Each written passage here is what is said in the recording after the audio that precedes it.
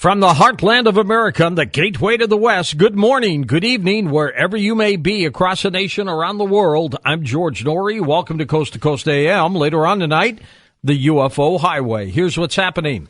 Well, Donald Trump and Hillary Clinton start the race to November 8th on essentially even ground right now, with Trump edging Clinton by a scant 2 points among likely voters, and the contest sparking sharp divisions along demographic lines in a new CNN poll. Trump tops Clinton 45% to 43% in this new survey, with Libertarian Gary Johnson standing at 7% among likely voters in this poll, with the Green Party's Jill Stein at just 2%. The drumbeat of hammers echoes most mornings through suburban Denver, where Jay Small, the owner of a company that frames houses, is building about 1,300 new homes this year. That's more than triple what he built a few years ago, when you couldn't even buy a job in the residential construction industry. Now the builders can't even find enough workers to get the job done. 8 years after the housing bust drove an estimated 30% of construction workers into new fields, home builders across the country are struggling to find workers at all levels of experience, according to the National Association of Home Builders. The association estimates that there are approximately 200,000 unfilled construction jobs in the U.S., a jump of 81% in the last 2 years. Now, what does that mean about the economy? Let's check in with the expert, registered investment advisor Michael Shedlock. Mish, what do you think about all that? Oh, the numbers are all over the place, George. Remember the talk of the September hike? Actually, let's go back. Let's go back to December of last year. They said they were going to hike 3 times, and then in April they said they were going to hike 2 times, and then last month Janet Yellen said we were going to hike.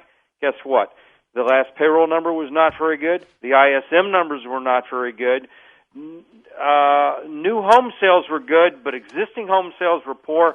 And today, ISM numbers, the service economy collapsed versus expectations. Rate hike just completely came off the table. Now they're saying they're not going to hike in December.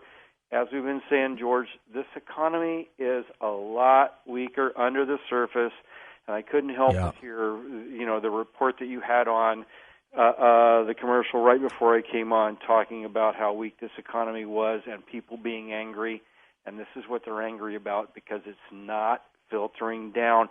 The Fed is cutting interest rates, got negative interest rates in Europe, and all it's doing is booming asset prices, not for the benefit of you or I, George, but for the bankers.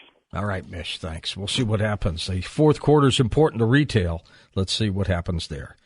You know, the elderly woman snapped by a Playboy playmate showering at a gym has now come forward to Los Angeles police and wants the model to atone for her body-shaming blunder. Danny Mathers, who mocked the naked woman in her 70s in a July Snapchat photo that wound up going public, could now face up to 6 months jail time on a misdemeanor dissemination of private images charge. It's an amazing situation. The model's lawyer, who famously won Michael Jackson's acquittal in his 2005 child molestation case, says he hopes the rumor is not correct. A French woman who received the world's first partial face transplant has died 11 years after the surgery that set the stage for dozens of other transplants worldwide. The University Hospital in northern France announced that Isabelle Dionne's death. It said that she died in April after a long illness, but her family wanted her death kept private. She was only 49 years old. In Euclid, Ohio, a man accused of pelting his former neighbor's Ohio home with eggs more than 100 times over the course of a year is scheduled to be sentenced. He's 31 years old. What is wrong with people? A record-setting American and 2 Russians have landed safely back on Earth after a 6-month mission aboard the International Space Station. What else is going on in the sky? Let's check in with Dr. Sky, Stephen Cates. Hi, Stephen. Hello, George. So many wonderful things. Space fans, pay attention. There's a lot of exciting things, George, coming down the pipeline.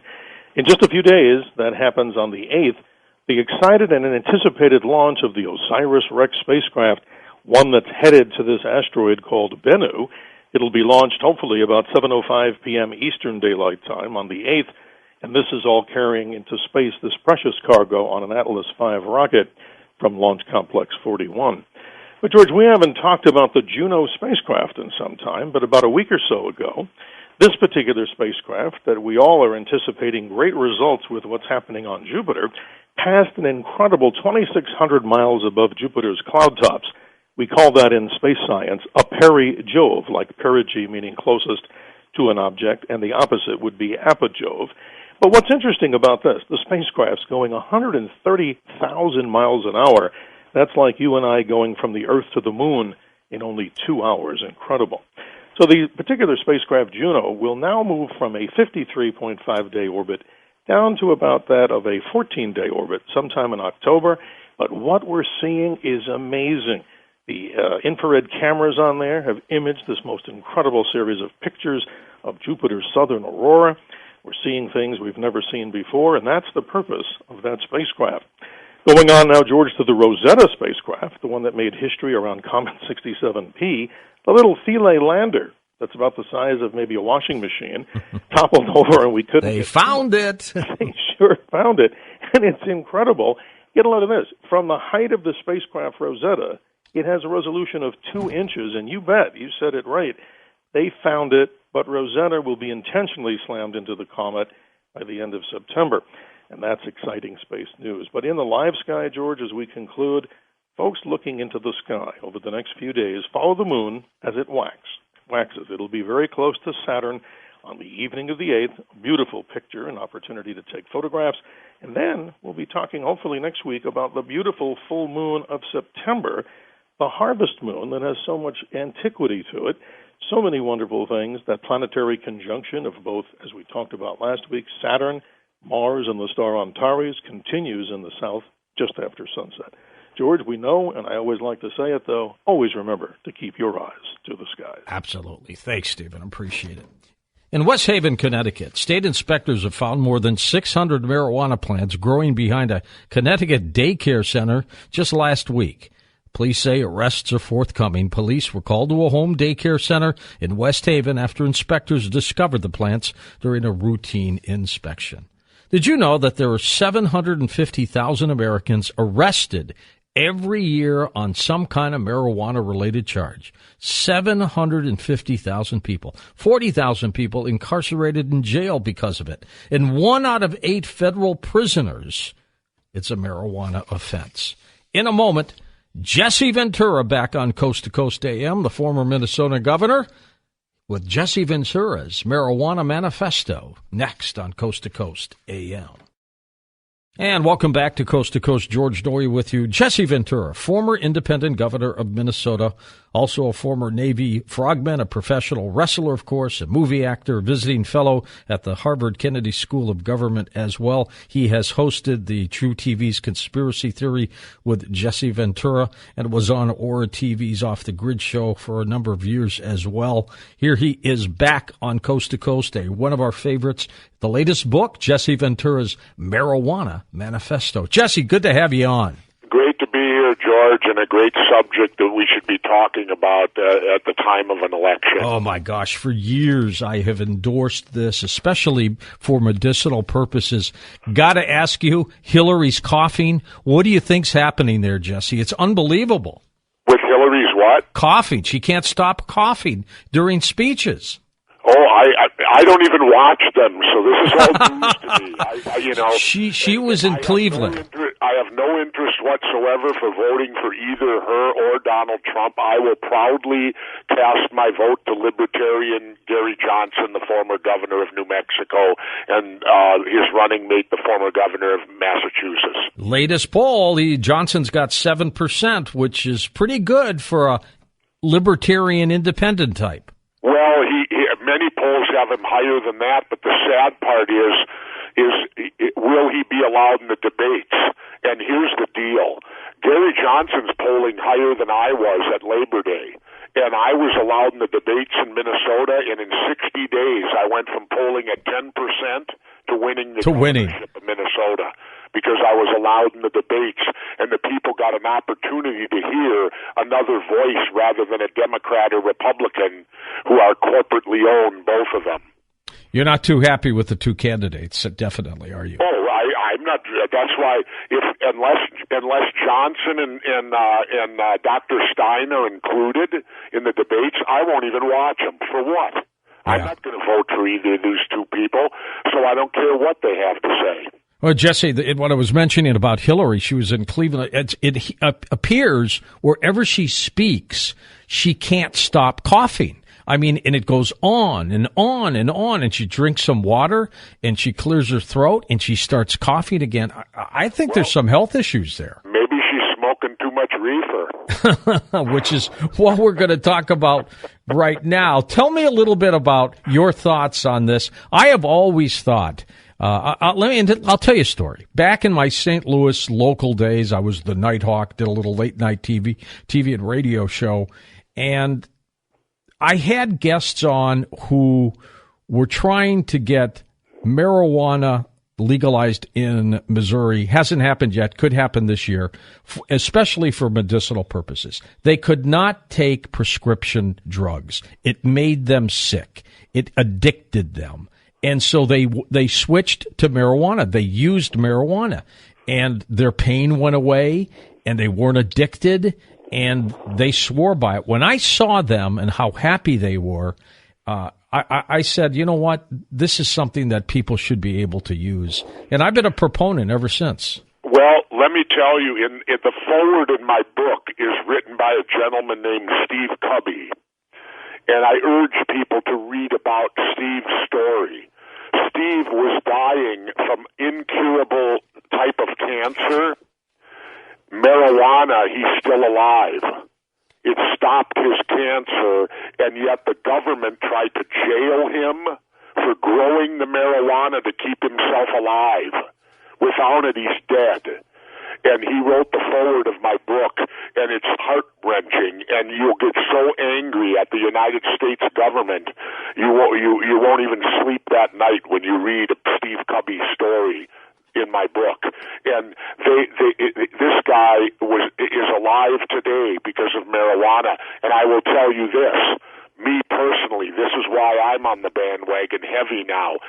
My life would not be, I would not have the life that I have right now if it wasn't for marijuana. We'll talk about that. Cubby, of course. Well, I won't talk a great deal on specifics because I don't like to discuss anyone else's health issues. I understand, and you're not running for office, so I'm not pushing you on that. Right, but this person developed a seizure disorder later in life and was seizing 3 to 4 times a week, and they put the person on 4 different pharmaceutical prescription drugs, one after the other. None of them worked. The seizures were increasing.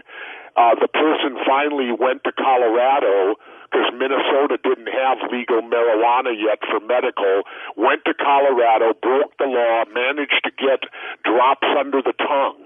You don't even smoke it. That's right. And the seizures now have stopped for 2 years and completely weaned off all the pharmaceutical pills, which had huge side effects. And now it is legal in Minnesota, and the person gets it by pill form and simply takes 2 pills a day and does not have seizures, which would have occurred 3 to 4 times a week. And some people have had brain tumors shrink or go away by using the same thing. Yep. And the point is, what people don't realize if they read history, marijuana and hemp were the foundation of this country for its first 160 years of existence. It's all in my book. The British needed it for sails and all their rope and for their ships and their big armada. They didn't have the space to grow it, so they forced the United States to grow them marijuana hemp and then ship it over. You could actually barter then and pay the British in hemp rather than money. Well, and in the states that have legalized marijuana, it's a $6 billion industry already. The first windfall from the state of Washington that I heard about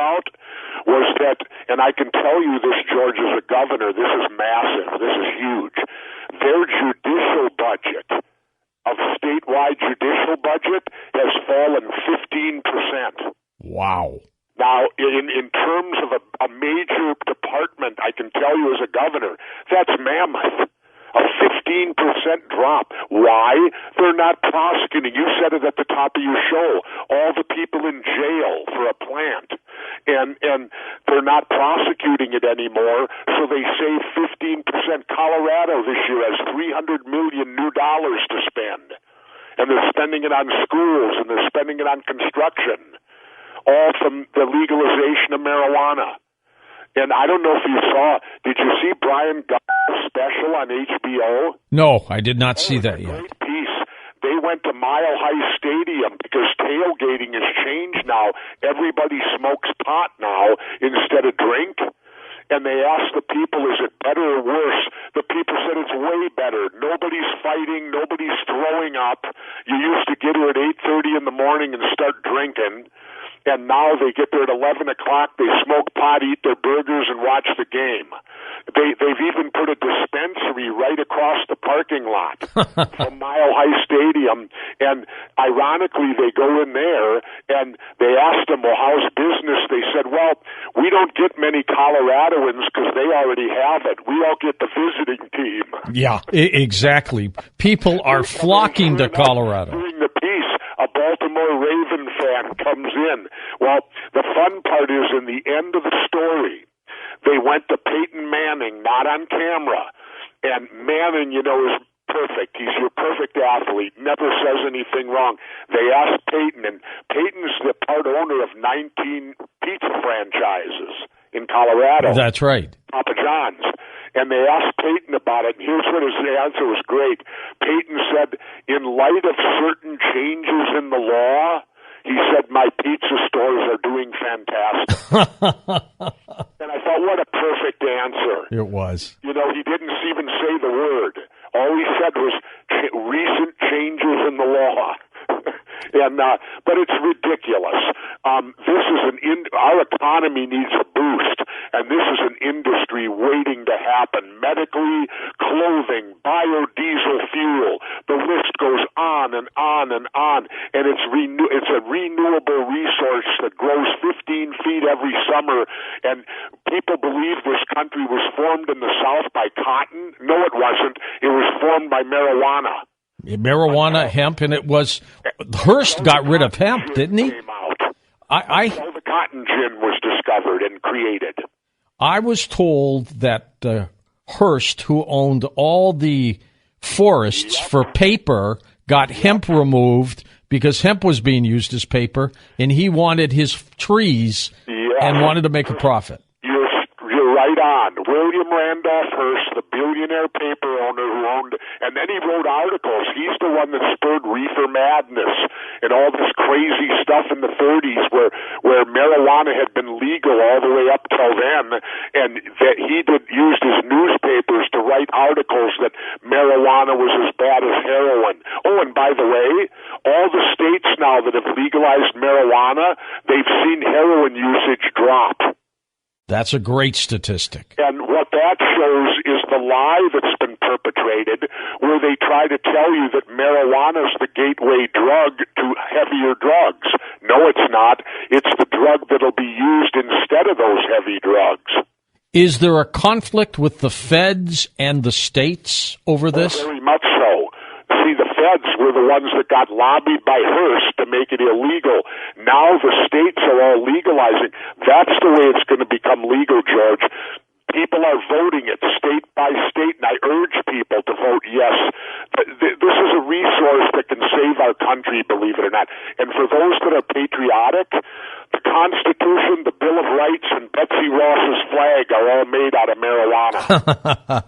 My last count, That shows you marijuana was the backbone of the country's economics way back in the days of George Washington and Tom Jefferson when this country was formed.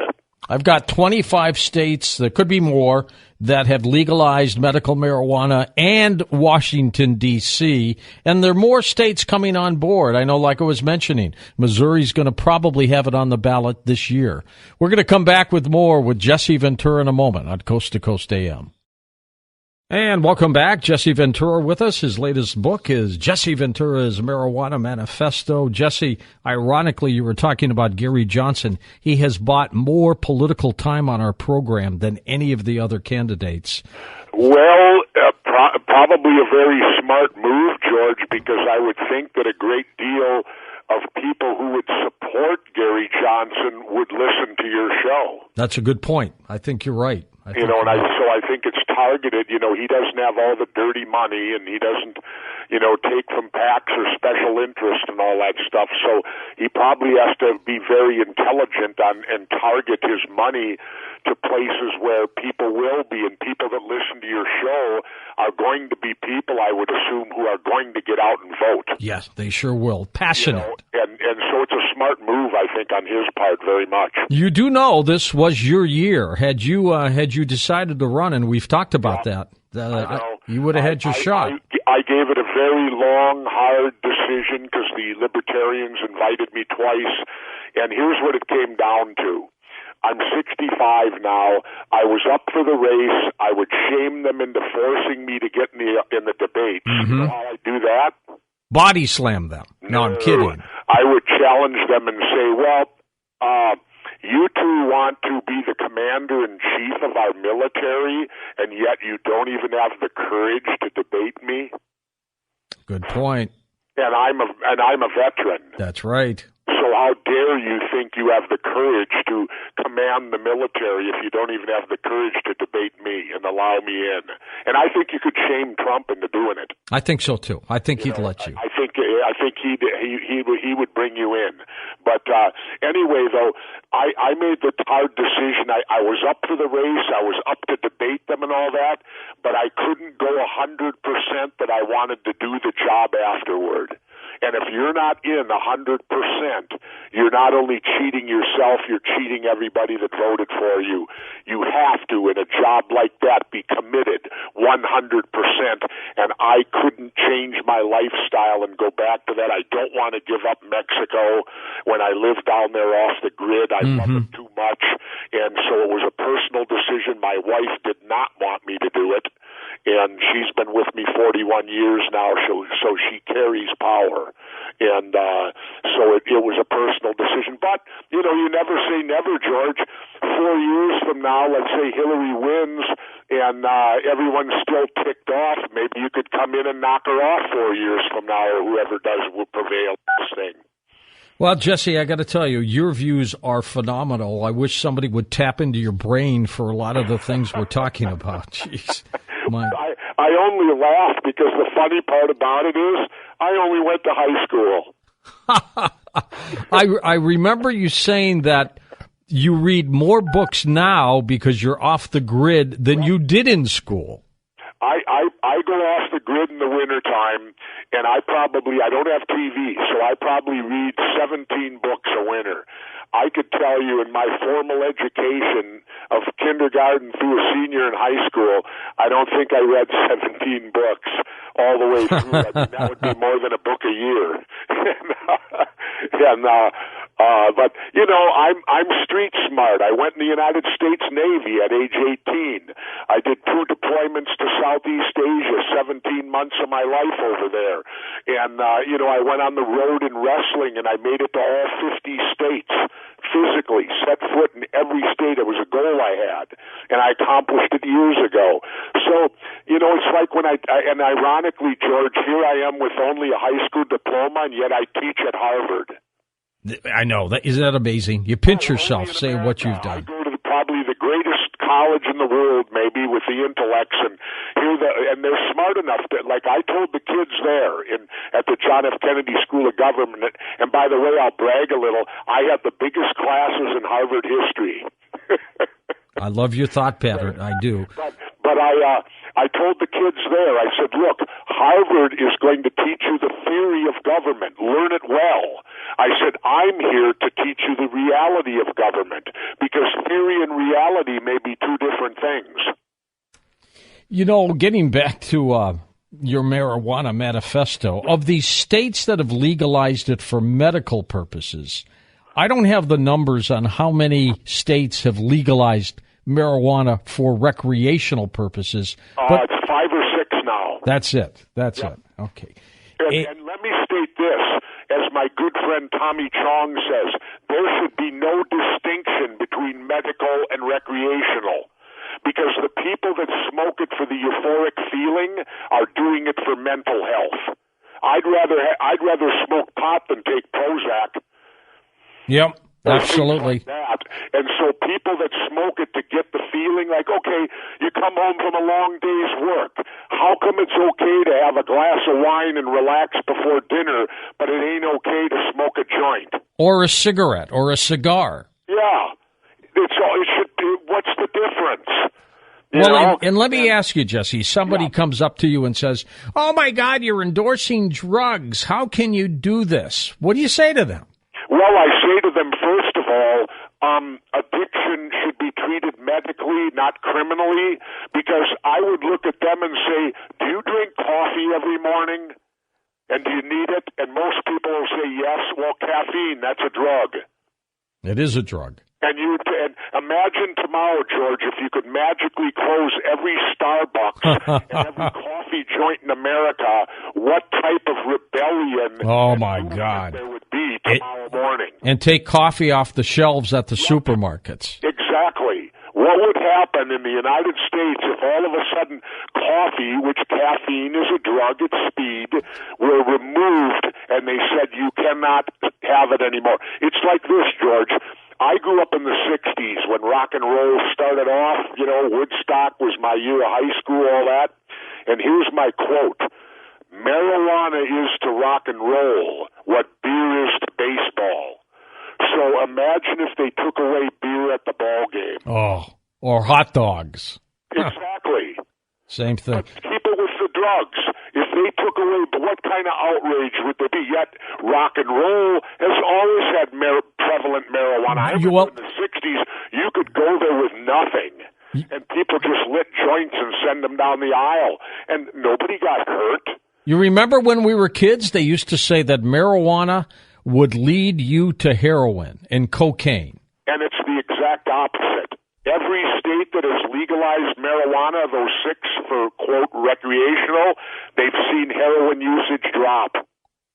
Which I think is phenomenal to let it drop. The point is, it's a lie. And here's a big thing, too, George. Okay, the DEA comes out and classifies marijuana just a couple weeks ago and says it's still up with heroin. Here's my point. Marijuana is the only substance where law enforcement gets to make the determination. Correct. Why aren't the politicians who are elected by the people making no other laws? You don't see the cops telling you what laws to pass. They're there to serve and carry them out. They're not there to dictate them. Yet in the case of marijuana, the DEA is the prevailing government body, and the problem is, George, they profit from keeping it illegal. That's right. I have gone on a limb, Jesse, to say that we should legalize all drugs. I agree with you. I agree with you wholeheartedly, because the fact is, drug addiction all addiction needs to be treated medically, not criminally. As I made the statement before, you got all these people addicted to caffeine. You got people, obese people, they're addicted to food. They can't stop eating. Addiction is something that is a disease, and it should be treated accordingly. And as far as heroin and things like that go, if they had a place to get it where you know it's safe, well, then you have a means to cure them. They're not out committing crimes to support their habit, buying it. The minute you prohibit something, it's going to be run by criminals. Did you know right now the war on drugs in Mexico, in the same years that we've been fighting in Iraq and Iran, more people have died in Mexico in the war on drugs? That's right. It's scary there. Oh, thousands. And all because of our demand for these drugs. Because there wouldn't be cartels, there wouldn't be drugs coming into this country if people didn't want them and desire them. So why not bring it above board, legalize it, control it like you do alcohol? My mother lived through the prohibition of alcohol. She was a nurse, World War II veteran. And she told me before she passed away, she said the war on drugs is identical to the prohibition of alcohol. All you're doing is making criminals rich and powerful. Absolutely. And people were able to drink as much as they wanted, Jesse. And here's the deal. Who do you think created Tijuana and all these border towns? They all came out of the prohibition of alcohol because everybody'd run over the border to drink. So Mexico can thank us for the prohibition for all the problems they have in these border towns like Tijuana and all that. So it's not always the Mexicans' fault, it's ours. We're the consumer of the drugs. And like today, the cartels aren't dealing. The pot is dropped to 1/3, and they're dealing more in meth and heroin now. That's right. Because marijuana you can get in the United States now, and it's better, and it's, all of that. It's a higher quality. Instead of drinking Budweiser, you're drinking a craft beer. Well, and I've got to tell you, methamphetamine is addictive, heroin is addictive, cocaine is addictive. And all that is coming in, and we're arresting people who are addicts, and we should just legalize it. The war on drugs is not working, and help these people and try to get them off it. I don't think legalizing those other drugs will increase drug usage at all. Not a bit. Your biggest epidemic today is opiates from the doctor. The pharmaceutical opiates that killed Prince. By the way, more people die from prescription drugs than just about anything in a hospital. Oh, yeah, absolutely. The fatality rate is astounding. And yet, they're not, it's okay. I mean, I always laugh. Look at, I've had well water my whole life. But in the 1950s, they decided to put fluoride in all public water. That's right. Who thought of that first? The Nazis. That's right. No, I don't particularly like to do much of anything the Nazis did. And wasn't fluoride... The name Nazi, I don't particularly like. I'm fond of hearing what's coming next. And but the reason is fluoride is the 90% ingredient of Prozac. I'm in St. Louis right now. I go back and forth, as you know, between St. Louis and Los Angeles. Sure. And we got a boil order today from the water company because they had a power outage, which I've been talking about protecting our grid, but they had a power outage and they said the water could be contaminated. We're not sure, but don't drink it. And everybody boil it. Like 85,000 customers. Unbelievable. Yeah. Well, like I said, fluoride in your water is you're drinking Prozac every day. And what do they use Prozac for? To keep you calm, right? That's right. Dumb you down. To sedate you. And that sedates the masses. Well, I mean, why do they have to put fluoride in your water? Brainerd, Minnesota tried not to do it a number of years ago, a couple decades ago. The feds came in and made them. We get a lot of listeners, Jesse, from Canada. I mean, lots of stations up there listening to you right now. I think medical marijuana in Canada is legal, but recreation is not at this point. Is that correct? I don't know. I'm pretty sure. With the U.S., so I don't know. Okay, I'm pretty sure that medical marijuana is completely legal in Canada, but recreational, they're gonna plan on legalizing it next year. So they're ahead of the game. Oh yeah, everybody is. The U.S. is losing out. These are jobs waiting to happen. It's an industry waiting out there. As I said, it was the backbone of our country. If you read my book, for 160 years, marijuana and hemp was the economic boom of the United States of America, and we saw America grow. We saw America get greater and better. Why would we then take it away? And for all the religious people out there, excuse me, if you believe in God, then you believe God made marijuana, and he had to have made it for a purpose, didn't he? Jesse, give us your bullet point reasons on why you think marijuana should be legalized for medical purposes and recreational purposes. Well, to me, like Tommy Chong said, you don't separate them, because the people that smoke it for the euphoric feeling are doing it for mental health. And the easy thing is, number one, economic-wise. We need jobs. We need to create new industry out there. Plus, it's such a renewable resource. Willie Nelson runs his buses on biodiesel fuel from marijuana. It's there for the taking. Paper, clothing, the medical seems endless. Glaucoma, seizures, it's stopping cancer. And when Hillary Clinton comes out and says, well, I need to see more studies, that is the biggest cop-out going, because there's the Cannabis University in Israel who we fund. The United States funds it. And there's a doctor there who's the total guru of marijuana. He said it can also help concussions with these football players, and it can also help post-traumatic stress from military guys coming back from these damn wars that we're fighting in the Middle East. And so with all of these positives, how on earth can we not want to legalize it now? And not only that, but for all Americans out there, let's take back our country, because the politicians and the government's not going to do it. We have to. Let's exercise our power and show them. Right now, over half of America wants it fully legalized. And that's growing. And that's growing. Would you put a minimal age on it? 18, 21, something like that? Put it on it just like you do booze. Treat it the same way as alcohol. Same with driving. You know what? Do you get impaired when you drive, or are you sharper? Chances are you'll drive slower, which is safer. Yeah. Unless you're doing 20 on the freeway.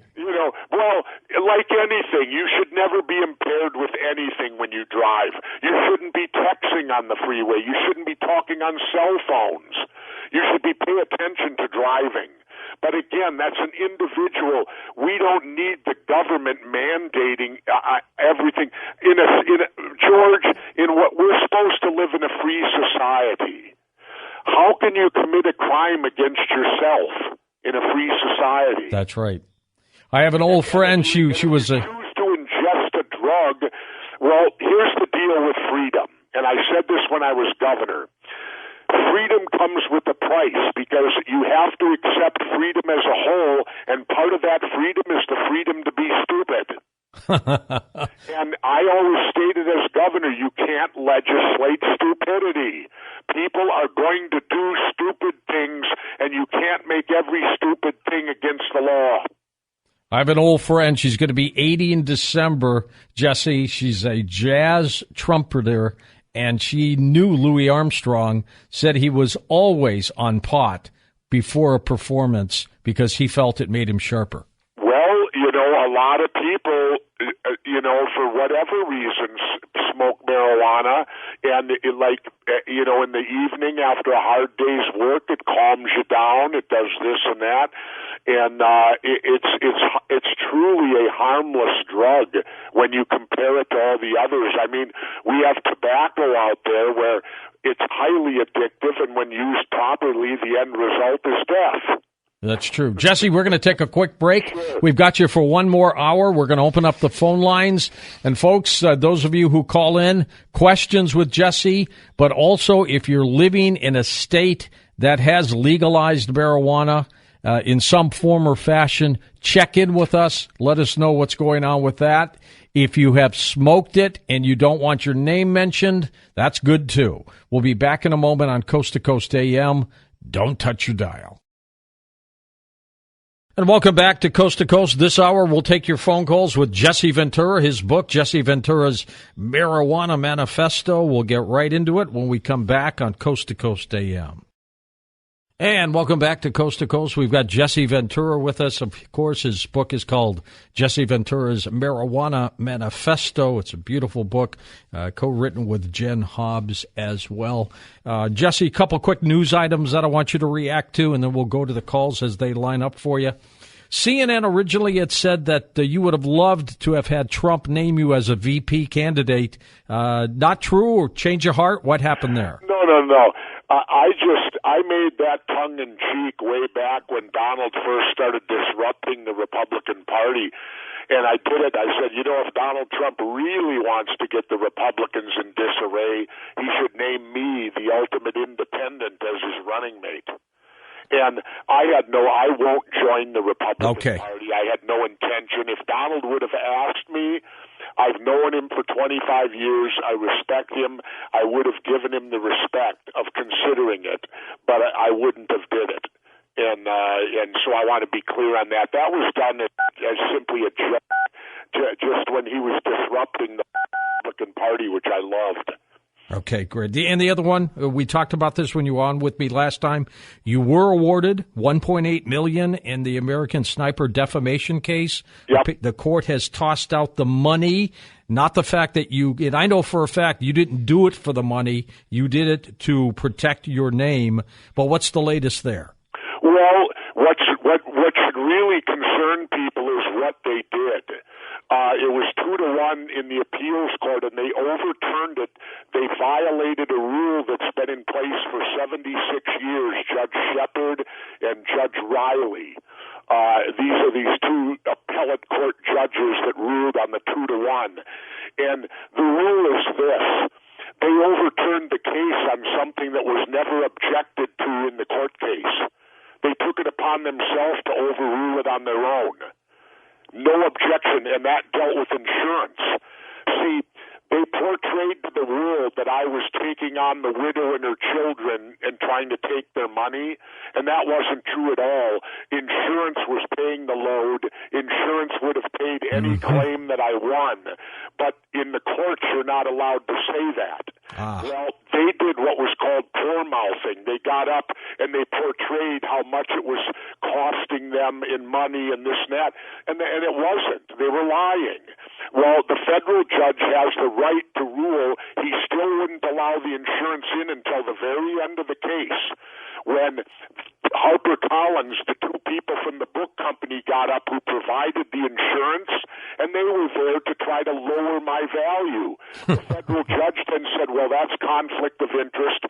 He said you can bring in insurance on a limited fashion.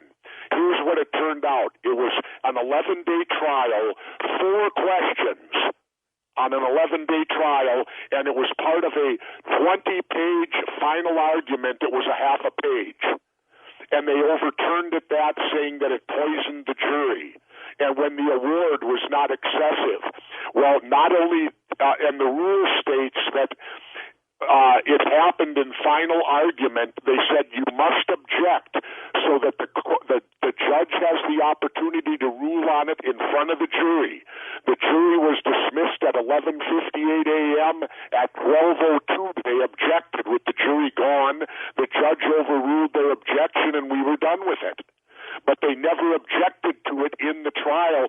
These two judges are violating a 76-year rule. And then they took away my unjust enrichment because 34 media conglomerates came into the case last spring in the appeals process because they want to be able to profit from wrongdoing, and they don't want to allow you to get any of the profits if they lie about you and defame you. And they came in to the appeals court with a whole new theory. Well, the rules state you can only argue the theory that was argued in the trial. You can't come to the appeals court and argue a new theory. These two judges, Shepard and Riley, allowed them to do that. They threw out the unjust enrichment claim now, so the media can now defame you for profit. All right. Well, you at least have protected your name, to be sure. We've been ordered a new trial. You mean for everything? Not just the award, but even your own name? Oh, yeah. We have to go back and try the whole case again. They've ordered a new trial because these two judges didn't like the results. And so they've ordered a whole new trial now. Well, the positive out of that is this. I have something on my side called the truth. And we will win again. We have, I'm not worried about winning again. And when we do, that will prove to the world that Chris Kyle was a liar, won't it? Because not one but two juries and the judge, the federal judge, even wrote a 24-page thing in support of the verdict and the award and said in the end substantial evidence supporting the jury jury an award. Yet these other two judges who didn't hear 1 second of testimony took it upon themselves to overturn the case and order a complete new trial. Jeez. All right. And they overruled the jury of Minnesota. What a slap in the face to all these jurists who did their job. And imagine this, George. How overwhelming must the evidence have been for the jury to side with me against the dead war veteran and his weeping wife? I know. It was an amazing story. And you took a lot of heat for that when you were out to protect your name. Yeah. I'm still taking it, and it's all a lie. It never occurred, never happened, and we'll go back and prove it again because a new jury's going to find it the same way. Same thing. Well, good luck on that, Jess. Another couple $100,000 to do it. See, that's what they try to do to you is run you out of money. The only thing when they deposed me, the only thing they wanted were my tax returns. They wanted to see how much I was worth and whether I could sustain their onslaught in court. All right, my friend. Let's go to the calls. Person can't do it. We've got you, Derek, in St. Louis, as we talk about Jesse Ventura's marijuana manifesto. Go ahead, Derek. Mr. Norrie, Mr. Ventura, I live here in Missouri, and I always said if they legalize it, I have over 50 acres. I always said I was going to grow it and try to sell it commercially. But do you know anything about the process? I mean, how does that work in Colorado? Do you get permits and are allowed to grow a certain amount, or how does that actually work? Well, here's how it works in Colorado. Each individual can go down and apply for a license. In that license, you are given the right to grow 24 plants, 18 of them for commercial and 6 for your own consumption. Now, so that means a couple can grow 48 plants. If you're a retired couple, you can go to Colorado, and if you got enough space, you can grow 48 plants. Each plant will yield about $2,000 in value of marijuana, which means you could be retired and the two of you could make $96,000 a year just raising 96 pot plants. Jesse, not a bad gig, huh? Not a bad gig at all. Now, the states that are approving this and more are coming online, is it a tough sell to the legislators? It's only a tough sell because of the cowardness of the elected officials. No elected official wants to come out and I'm for, except for Gary Johnson. You know, the president, he's all for it. He'll end the war on drugs, but most of them hide behind it because, see, the government makes huge money off keeping it illegal. They have these seizure laws where they can come in and take your house, they can take your car, they can do it. So it's a profit-making business for them to be able to bust you. And I'll tell you what else. The war on drugs has caused the militarization of our police forces and these problems you see today because it's created, the DEA and all this has created a mentality of shoot first and ask questions later. In the book, we give you examples where the DEA has gone in, shot and killed a person, and then find out later they had the wrong house and no one's ever prosecuted for it. And in Afghanistan, Jesse, the Taliban that did one thing right, and that was it reduced the poppy seed production, heroin. Now it's out of control again. Yeah, because we sided with the poppy growers. See, our government is on the side of drug use, but they want it illegal. Oh, yeah, the Taliban had wiped out, and that's why I think you saw that first depression in 2002, 2003. Because the laundered money wasn't getting to the banks anymore. That's right. And I believe that's what caused it, because then the U.S. went into Afghanistan, the poppy growers sided on our side, started growing all the heroin again, and Afghanistan today provides, I think, 80 to 90% of the world's heroin. And if it were legal, there'd be no fighting over it. Exactly. And the point is, though, here's the U.S., stating they're fighting the war on drugs, our government, while all the while they're propping up the poppy growers in Afghanistan. The Taliban had put them out of business. Blair in Sedona, Arizona. Hey, Blair, we're going to get you your books as soon as I get back. Thank you very much, George. I had confidence, and thanks, Governor Ventura, for sticking your neck out again. Carlin. Well, my neck's always out, I think. I think George Carlin, the late, great George Carlin, made a comment on the war on drugs. He said, "Mother's milk leads to everything." When do you think the federally insured banking system will get on board? Now it's all a cash basis on the recreational states where it's legalized, Governor. Well, in order for them to get on board, the federal government has to legalize. Because the banks won't do anything. They can be busted by the federal government for laundering drug money. And that's why the banks have to stay out of the equation right now. That's how they're trying to stop it, is by forbidding the banks to participate in it. See, they're doing everything they can to keep marijuana illegal, and it's up to us, the people, to rise up and say, wait a minute, we're the boss, we want this legal, we think we should be able to use it, it's our business, and we want the industry and the jobs and the economy, and you're supposed to work for us. And that's the message we need to send them, and it's happening state by state right now. And how many billions are we spending? How much to just keep this battle going? It's astounding. It's you're talking hundreds, you're talking billions of dollars since Nixon declared the war, almost $1 trillion now since Nixon declared the war on drugs way back in 1972. See, Vietnam was ending, so they needed to start a new war. So they chose drugs to be the new war. And like I said, in the time that we've been fighting in Iraq and Afghanistan, more people have died in Mexico on the war on drugs. Next up, we've got Tommy in Reno, Nevada. Hey, Tommy, thanks for calling. You're on the air with us.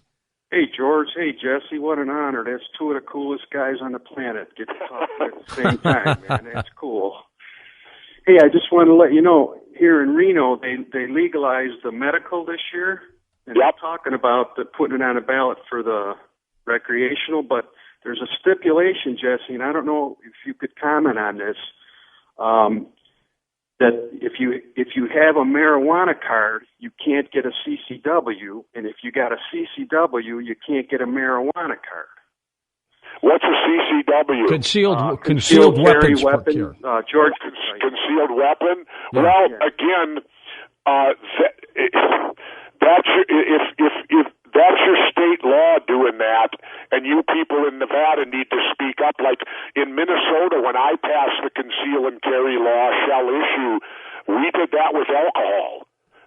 We said that you can't, not even .08. You have to be 0.0 if you're carrying a weapon.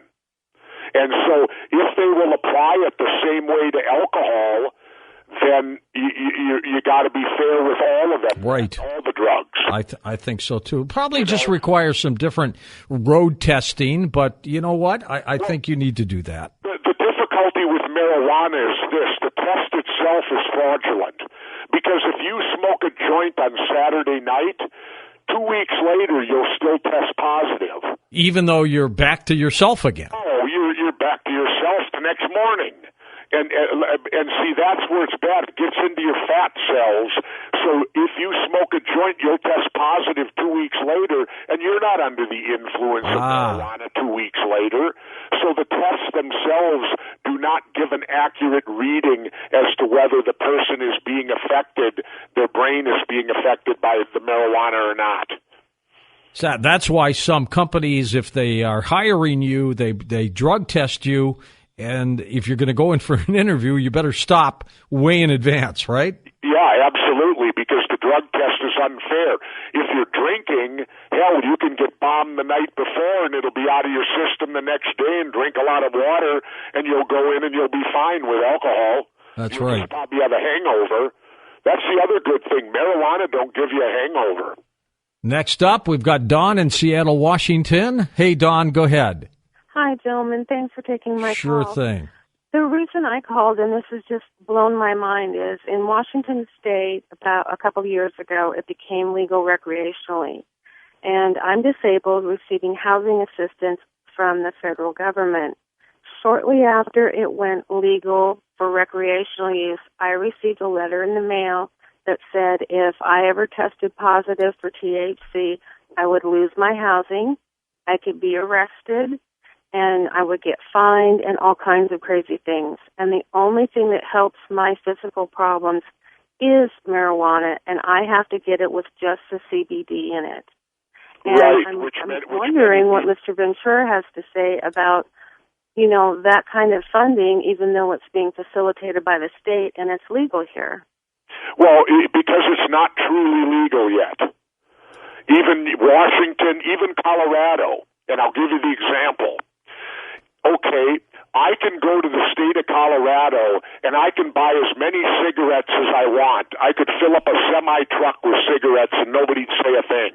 I could drive to a liquor store with a semi-truck and I could buy every bottle of booze in that liquor store, load it on the truck and take it. Nobody would say anything.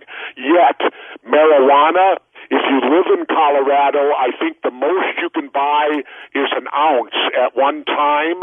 And if you're a visitor to Colorado, the most you can buy is a half an ounce at any one time.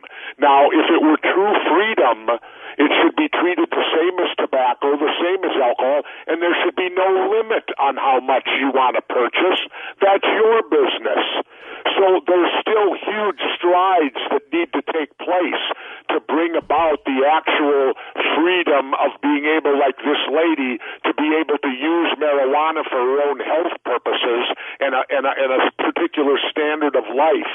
And the government should not be involved in it at all. What right do they have to tell you what you can or cannot put in your body? It's your body, and they don't own you. You do in a free society. Jesse, at what point did you jump on this bandwagon? Well, I've been on it for years. You know, I tried to get hemp legalized in Minnesota when I was governor, and I couldn't even get a Democrat or Republican to hardly carry the bill. So, you know, I've been on this for a long, long time because to me, you know, I grew up in the 60s, and I'll tell it to you this, George, I've misbehaved 10 times worse on alcohol than I ever have on marijuana. Well, and I've got to tell you, the others. If I were given the choice of going to a marijuana party or a drinking party, I would choose the marijuana party immediately because I know there wouldn't be violence there, no one would throw up on me, and I wouldn't get a hangover the next day. And those who are opposed to marijuana have done a brilliant job, as Hearst did, making you think it was the product of the devil. We're going to come back with final calls with Jesse Ventura in just a moment on Coast to Coast AM. And next hour, Ben Mesrach joins us as we talk about the 37th parallel, the secret behind America's UFO highway. Get ready for that. But when we come back in a moment, we're going to take final phone calls with Jesse Ventura as we talk about his work, Jesse Ventura's Marijuana Manifesto. And I really got to congratulate him for sticking his neck out on this subject because not a lot of people do. They shy away from it. They really do. And this is something that really needs to be changed in America. We're wasting money. People are in jail for these petty crimes, and it's ludicrous. We'll be back in a moment. And welcome back to Coast. Jesse Ventura back with us and Jesse's book, Marijuana Manifesto. Jesse, is the book out yet? Yeah, it came out today. Perfect timing, because I got my advance copy a couple weeks ago in L.A. and brought it with me, read it on the plane coming over here.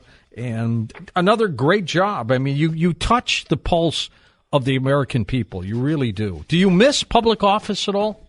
Well, yes and no. You know, it's yeah, you miss it because, like, when you're the governor of Minnesota, nobody can tell you what to do. At least when you're in Minnesota. Well, actually, I'll correct that. I was still volunteer high school football coaching. So the head coach was the only one who could tell me what to do. I was his assistant, and I did coach 2 more years during my term. Did you enjoy that? That was fun for you. Yeah, absolutely. And you're also proud of accomplishments that you do. You know, I revamped the whole property tax system in my 4 years. I put in the first line of mass transit light rail. They've now added 2 more to it. Hopefully they'll add some more. And, you know, I redid the license plates. And plus my 4 years, we had a budget surplus 3 out of the 4 years, and I gave people checks in the mail. Did you really? You mean it went back to the constituents? Absolutely. I'm the only one that's ever did it. How cool is that? Well, I ran on that because the year before I ran, they had this, in the 90s, everybody was making money, and the government would have billions of dollars in surplus, and they didn't give it back. They'd spend it like kids in a candy store. And so when I got in office, we had surpluses the first 3 years, and the people named them Jesse checks. What did they range from? How much? Well, they ranged from $200 to $300 all the way up to about $2,500. How cool is that? And you didn't have to declare it because I made it a sales tax rebate. I had to fight the Republicans because the Republicans wanted to be an income tax rebate. And I said, why would you want to do that? That's our money. Then we have to declare it, and we have to give a third of it to the federal government. That's right. If you make it a sales tax rebate, they can keep the money. 2 funny stories. A buddy of mine said, hey, my friend at work wanted to tell you thanks. I said, for what? He said he took his rebate check and went down and bought a pallet of beer. You know, you stick the forklift in and they lift it up. He said, so the governor bought me my beer for the whole summer. I love it. And then another elderly woman took her check and she bought a new lawnmower and she named it after me. And what was it called? Oh, Jessie, the lawnmower. Jessie, the lawnmower. She passed away. And when I found out she did, I went to her funeral, and her son was astounded. He said, what are you doing here? I said, hey, how could I not go to the funeral of she was a friend of mine's next door neighbor. I said, how could I not go to the funeral to the woman who named her lawnmower after me? That is something. I love it. You know, and so her son was pretty touched, and I said, she was a wonderful woman. But she took her check. She needed a new lawnmower. See, and that stimulates the economy. People are going to take that money and spend it. I've always thought that money from the Alaska pipeline should be used to give. I think the Alaskans are getting a check, but the whole country should. Well, you know, I can't speak to that, but all I know is that, you know, when government overtaxes you, they should give the money back to the taxpayers. They sure should. Not spend it like kids in a candy store. Minnesota had I forget how many billion surplus this year, and right away people started saying, hey, and they said, oh no, there'll be no rebates. Keep the money. Let's go to Dominic in Colorado Springs, Colorado. Dominic, go ahead. Hello, sir. How are you guys doing? Good, Dom. Thank you. Well, I'd like to speak on the marijuana. I live in Colorado, and it's very different out here. Like, it's booming out here. And so many people out here smoke it. I smoke it. And, like, it's different in different parts of Colorado. Like, in the Springs, you have to have a recreational card.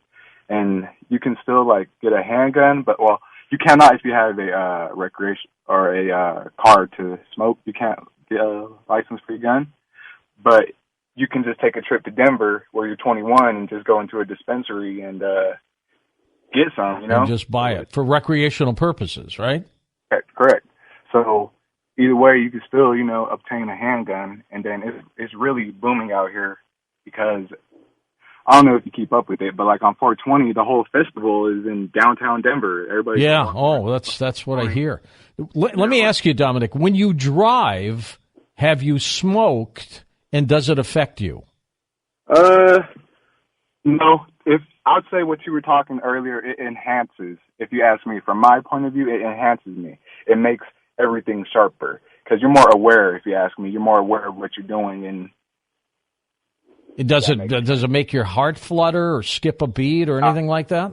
I'll say, like, if you're new to it, you probably will be like that. You know, nervous, make your heart skip, like paranoid. But as you continue to smoke and continue to do it on a daily basis or more common, you'll get used to it. You know, it just becomes one of those things where it relaxes you. When you get off of work, you're like, okay, I could smoke. Interesting. All right, thanks for sharing that story. You know, Jesse, I don't drink coffee. I'm one of the few that probably doesn't. Because I don't either, George. You and I are brethren. The caffeine makes my heart skip beats, and I hate the feeling. You know what did it for me? The taste. Yeah. I've had 2 sips of coffee in my life and spit it out both times. Yeah, I don't like the taste either. I'll go with a bottle of water in the morning. That'll be it. And no, I don't need, and I don't drink any. And I don't consume anything with caffeine in it. I'm hyper enough. I don't need caffeine. Let's go to Gary in Vancouver, British Columbia, on the international line. Hi, Gary. Go ahead. I can't believe I'm talking to Jesse Ventura. I just cannot believe this. I actually got through. Jesse, I actually have one question, but it's a two-parter. In the last 8 years, I've had a very serious, not life-threatening, but life-altering medical problem. I have nerve damage. The pain can be so debilitating that I sometimes can't even get out of bed. Now, I don't like the smell of marijuana, but I'd like to know whether or not you can eat it, and if you do eat it, like as in cookies or brownies, does it make the brownies taste funny? And also, the other thing, and I don't know if you can answer this or not, but can you tell me whether or not you can inject it like that of heroin or that kind of thing? I don't think you want to mess with needles. Okay. I don't know if you can or not, but as far as the eating goes, believe it or not, marijuana is nutritious. We have the last chapter in my book tells you is all about cooking it and using it and baking it and using it in different manners, and it's actually, you can live off it. It's nutritious. It's like a vegetable. It has vitamins. It has all of that, all sorts of stuff in it. And if you don't like the smell of it and all that, you certainly can use it in an alternative method by eating it. Many people do.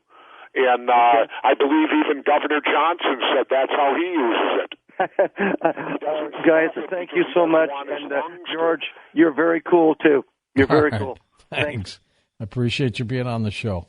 You know, Jesse, it's just something that it's growing, isn't it? This push to get this legalized. Well, and it should, because as I said, it was the backbone of our country for 160 years. Until, because of political reasons, it was turned into some sort of devil weed. And it's industry waiting to happen. It's jobs waiting to happen. It's a new revenue source for government. That's why the states, they're going to look at Colorado, they're going to look at Washington, Oregon, and all these other places. They're going to see how much money it's making. Then you watch the politicians get on board because they love to spend your money. Yes, they do. Eugene is in Amarillo, Texas now, east of the Rockies. Eugene, you're on with us. Go ahead.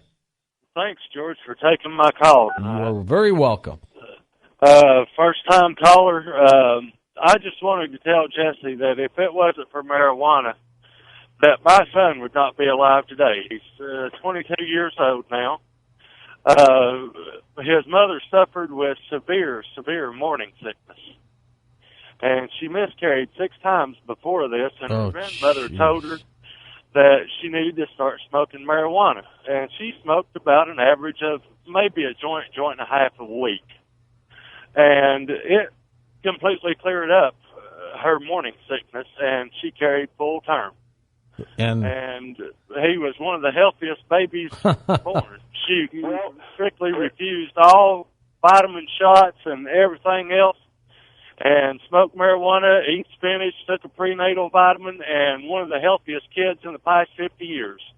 Well, you know, yours is another story of marijuana medically helping someone achieve something, and the list goes on and on. In my book, we cite all sorts of cases.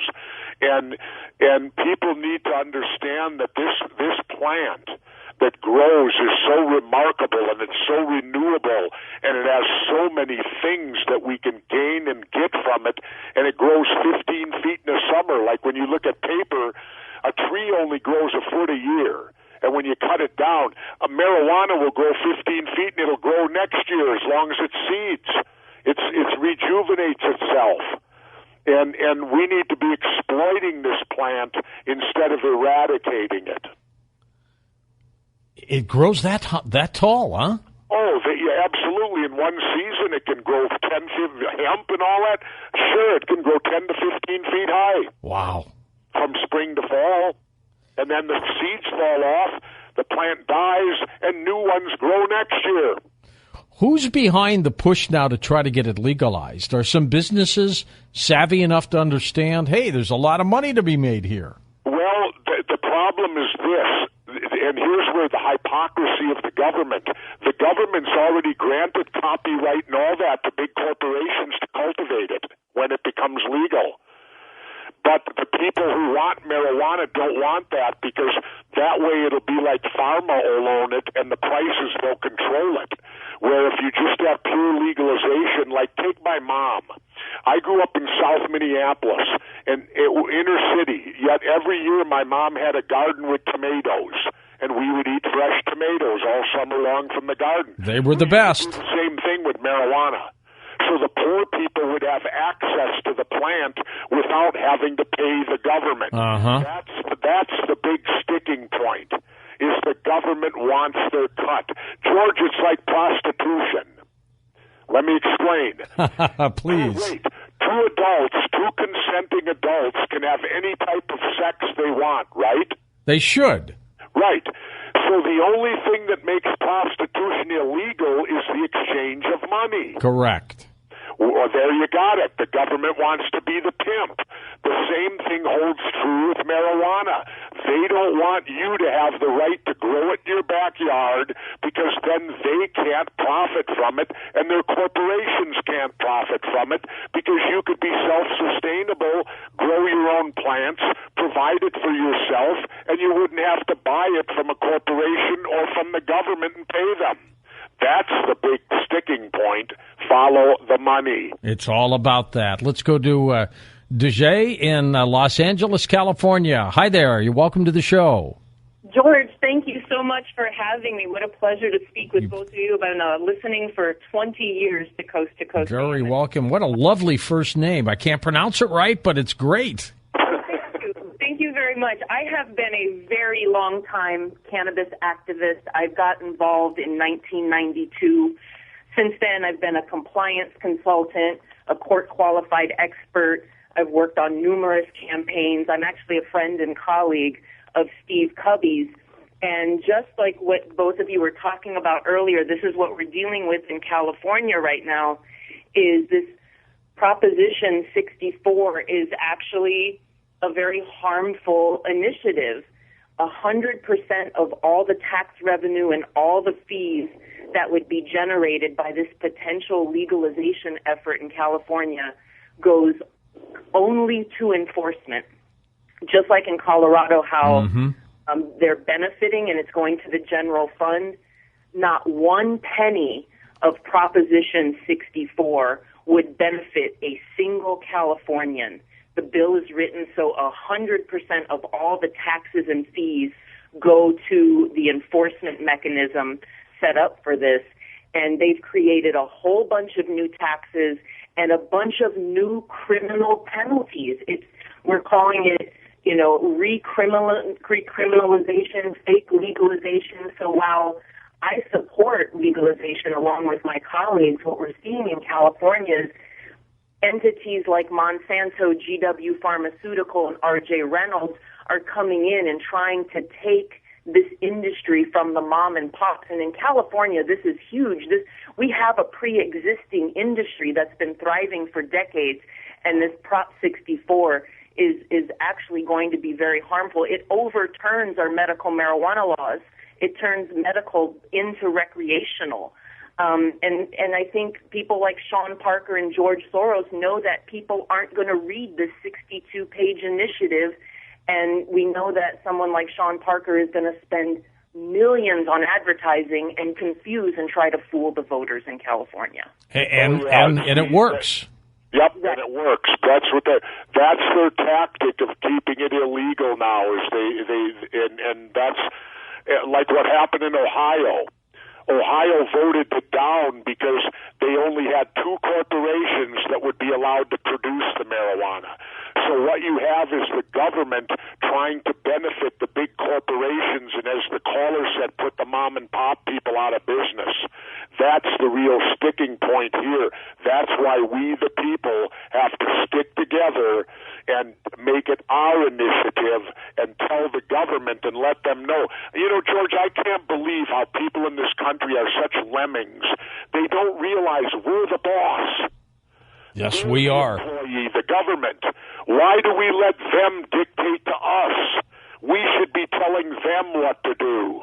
That's slowly changing, Jesse. Not fast enough, but it's happening. What kind of publicity are you getting from some of the bigger media outlets with this book? I'm essentially pretty much blackballed by most of the big media outlets.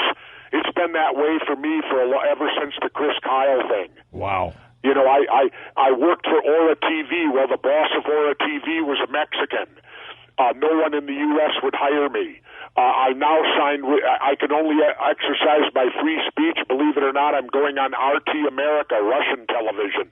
The Russians will let Jesse Ventura speak freely. The United States won't. Isn't that amazing? Jesse, thanks for being on the program again. You're always welcome, my friend. Thank you, George. Great to do your show. Keep up the great work and keep the conversations going. We got to have it. Jesse Ventura's Marijuana Manifesto. And I got to tell you, folks, when I saw somebody in my studio in St. Louis back 16, 17 years ago crying in the studio because they could not take prescription drugs and they had to switch to marijuana because of the pain they were in, and it saved their life, I realized then that there's something here that Americans need to be able to pick and choose on their own.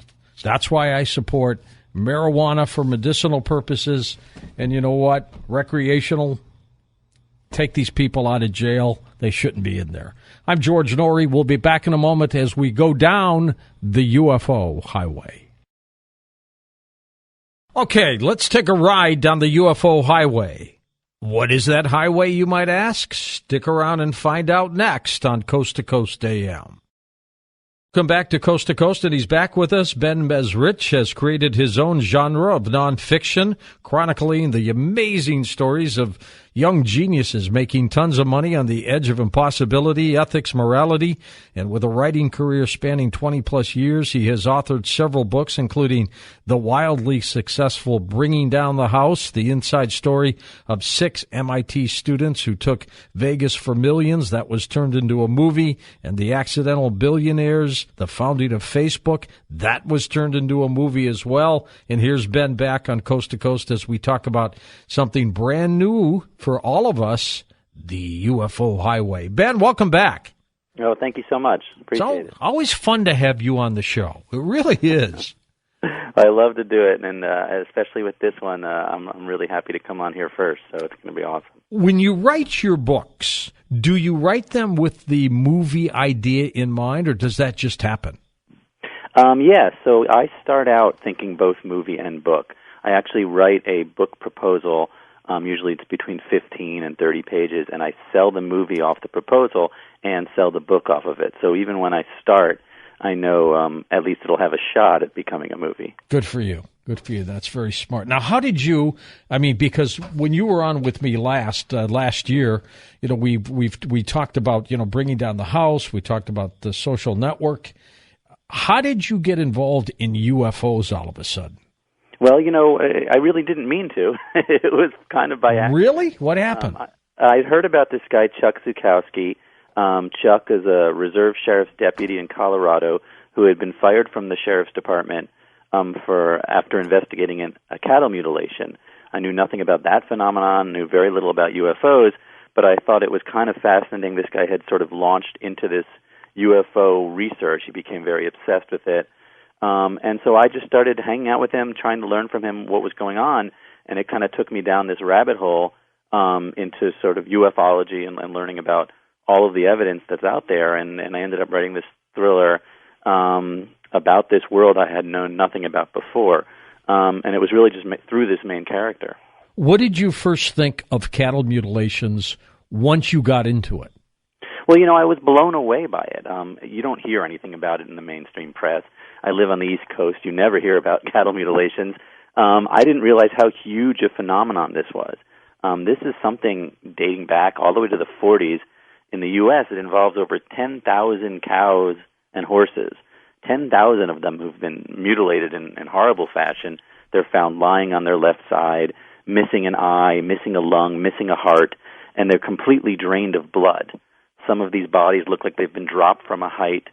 And it's such a huge phenomenon that in the 70s, 3 state governors got together and petitioned the Attorney General of the United States, demanded an FBI investigation. There was a 10-year investigation which came to no conclusions. And, you can get the FBI files. There was a Freedom of Information Act filed on them, so you can get them. And they did a very extensive, study of these things, found no evidence, no person's ever been arrested. There's no footprints at any of the scenes. There's no predator marks. There's no fighting back by the cattle. And I knew nothing about this. And so as I looked into it, I thought, well, this is something you should see in the newspaper once in a while. And as sort of a mainstream journalist or whatever you want to call me, I thought this was something that I wanted to get into. Now, when you started chatting with Chuck Zukowski about this, at what point did you start saying, there's something to this? Chuck himself, when I first set out to write the book, Chuck is a very obsessed person, and he's sort of become a big believer. He didn't set out to be a believer. He set out more... Is he a type A type also? Well, he wanted to look at it from a scientific background. He was, microchip engineer, and who sort of became more and more into this. So I didn't really expect to see this as anything but a little crazy. And it wasn't, until I really, really got into sort of the history of UFOs and then into cattle mutilation that I started to see it as something more newsworthy, as something more serious. Did you see this as a book right away, or did it hit you while you were getting into it with him? Oh, originally, so I was a big fan of Close Encounters, the movie. I've always kind of been intrigued by this sort of thing. Yeah. So I definitely was thinking book and movie. I was thinking, the 37th parallel, which is what it's called, is just this, very movie made. It could be made into a movie. Yeah. Pretty interestingly. So I definitely was thinking both ideas, but really I was thinking it was more about this one guy's obsession than I thought, okay, this is about this whole UFO, what's going on in that world. And as I got deeper into the story, I started to think, okay, the story is more about this untold story. We're with author Ben Mesrich. Ben, with Chuck and his story, let's elaborate a little bit more on that. Did he get fired as his job as a deputy because of the cattle mutilation investigating? Because he was a UFO hunter too. I think that was his hobby. Right. But right. What caused his dismissal? Did something else occur? Sure. So Chuck has always been a UFO enthusiast his whole life. He's been interested in things in the sky, but he kept that separate from his job as a reserve sheriff's deputy. He was known as the Mulder of El Paso, so people in the sheriff's department didn't know that he was into UFOs, but he never wore his uniform when he investigated things. He never talked about being a sheriff. He was very careful to keep these two worlds separate. Now, he was investigating a cattle mutilation on a ranch in Rush, Colorado. 2 horses had been found lying on their side, missing their organs, drained of blood. He was called to the scene essentially by someone who knew the rancher.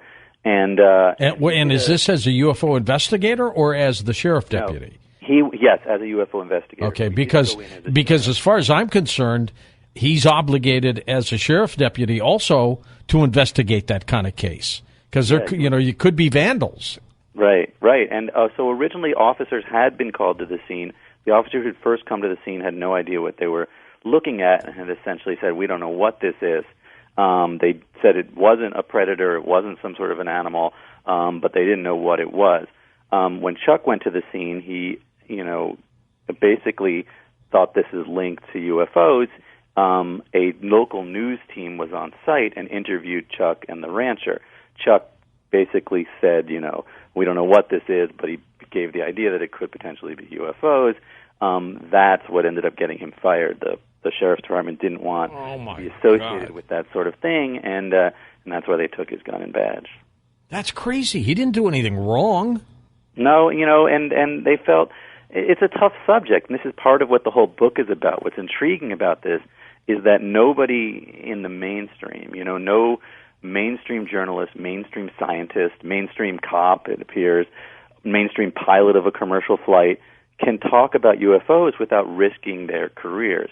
It's sort of a cover-up right out in the open. You don't really need to cover it up if everyone's afraid to talk about it. And Chuck wasn't able to be a sheriff's deputy anymore because he started to talk about UFOs. And even if that was the most likely thing, and I'm not saying necessarily it is in this case, but even if it was, it's not something you can mention, which is intriguing to me as a writer. I love getting into the things that you're not supposed to talk about, and this clearly is an area that the mainstream won't get into. And then there's a variety of reasons for that. But in this case, anyways, Chuck did lose his job. He got the short end of the stick on this. Did he fight it in court or anything like that? Well, he didn't go to court. It was something that he definitely was upset about. There were numerous interviews. Local news teams covered it. A lot of people were supportive of Chuck. But what he ended up doing is using this as an impetus to sort of dive into ufology full force and become this UFO hunter. He has an RV. He puts his family in the RV and goes from UFO hotspot to UFO hotspot. Wherever there's a sighting, he tries to be the first person on scene. He's really trying to find proof. And so, he was very upset about this. His whole family was upset about this. But in the end, it wasn't something he ended up fighting. Well, what's he living on, Benny? You don't get rich chasing UFOs. Right, and this is part of what's amazing to me about the story. So his wife, Tammy, who's actually a skeptic, she doesn't really believe in UFOs. She thinks Chuck's a little bit crazy. She works 2 jobs to support his hobby, essentially. She's kind of a saint in this. No, and she's great. I interviewed her, and one of my favorite quotes from her, she said, "Listen, it could be worse. He could be off having affairs. He's just running up into the mountains looking for UFOs." And so, from her point of view, it's his obsession, and she understands that, but she doesn't necessarily believe. But anyways, he also works as a microchip engineer, so he freelances. He's a science guy, which was also intriguing to me. He helps engineer microchips, and so he works at a variety of companies, and then takes off as much time as he can to do this. But no, they don't have any money, and it isn't about money for Chuck. He's really trying to find proof. He wants to prove to the world and to his wife that UFOs exist, and so that's what he's doing. What has he concluded about these cattle mutilations? Well, it's interesting. For the first thing is that the whole theory of the 37th parallel. Chuck believes that there is this UFO highway, that there's this latitude line running across the United States that kind of cuts into Colorado and New Mexico and then Utah and a number of sort of these central states where there's a lot of these things going on, both UFO sightings and cattle mutilations. There also happens to be a lot of underground U.S. military bases along that line, a lot of American Indian burial sites along that line. It seems to be sort of this confluence of things going on. With the cattle mutilations, Chuck is, fairly certain that it's somehow related to UFOs. He doesn't have a specific theory in mind, but he feels that he can rule out everything else. He's been taking these carcasses to a veterinary specialist at Colorado, someone who's a real mainstream scientist who'd never seen these mutilated cows before, and her response has been, this is beyond anything that I could imagine happening from a predator. It certainly wasn't some coyote or something that made these circular cuts. All the cuts on the cattle are precise. A lot of times they're described as being cut by a laser. The fact that they're drained of blood seems something that someone or something would have to do. And he takes soil samples around the cattle, and you find weird, electromagnetic or radioactive readings on these things. The fact that there's no footprints, no witnesses, it happens in the middle of the night very quickly, it leads Chuck to believe that it has to be related to something out there. Now, I personally am not sure one way or the other what's causing the cattle mutilations. It's, to me, a big mystery that hasn't been solved. The fact that the FBI couldn't solve this mystery is amazing to me with the technology that they have available. But I don't have a specific answer to that. I mean, it is strange. Linda Moulton Howe, who does a lot of investigating for us, has investigated the mutilations, has done documentaries on mutilations. She's convinced there's something extraterrestrial, dimensional involved in this. The big question, Ben, is what the heck are they doing with the body parts of these animals? What are they looking for? What are they testing for? Right. I mean, one of the FBI's theories was that, they had basically three main theories. One of them was that it was a weird biker gang / like cult. a cult, yeah. Right, that was doing this for whatever reason. But the problem with that theory is that it's so vast. It happens in multiple states, often at the same time. It happened over 50 to 70 years. This would be a really impressive cult, one that we've never seen before. That's been around a long time. A long time, and for some reason has this affinity for doing this. The other theory was that it's some sort of biological testing, whether it's military, secret military, private, or UFO or alien-related. Someone is testing this cattle or these cows and taking specific body parts, doing something with them, and then leaving the carcasses there. If it was a U.S. military thing, there would be no purpose behind this. Well, I've ruled that out. Let me tell you why, and we'll get into your other portion of your theory. But I've ruled out a military test or some biological test because you don't have to do it on some guy's farm. You can do it you can have a lot where you have the cattle and test it on them right there. Right, exactly. I mean, there really doesn't seem to be any point to going to someone's ranch and then leaving the body there. Yeah. So it's an odd choice, and I don't think that that's a possibility. And then the third idea is, UFO alien. Then the question is, well, why? I mean, what? And that's not something you can really answer until you know really what it is. But it's fascinating, that's for sure. The fact that the blood is gone in many of these cases, I mean, the scene is clean. The incisions are surgical. It's really strange. Yeah, I mean, it's wild, and the way the blood, is taken out is unclear. How these animals are brought down without them struggling, for the most part, is unclear. And without witnesses. After the fact, many of the ranchers say they've seen black helicopters or black, things flying in the sky. That, to me, seems like it's a secondary investigation, like someone else is looking into these things as well.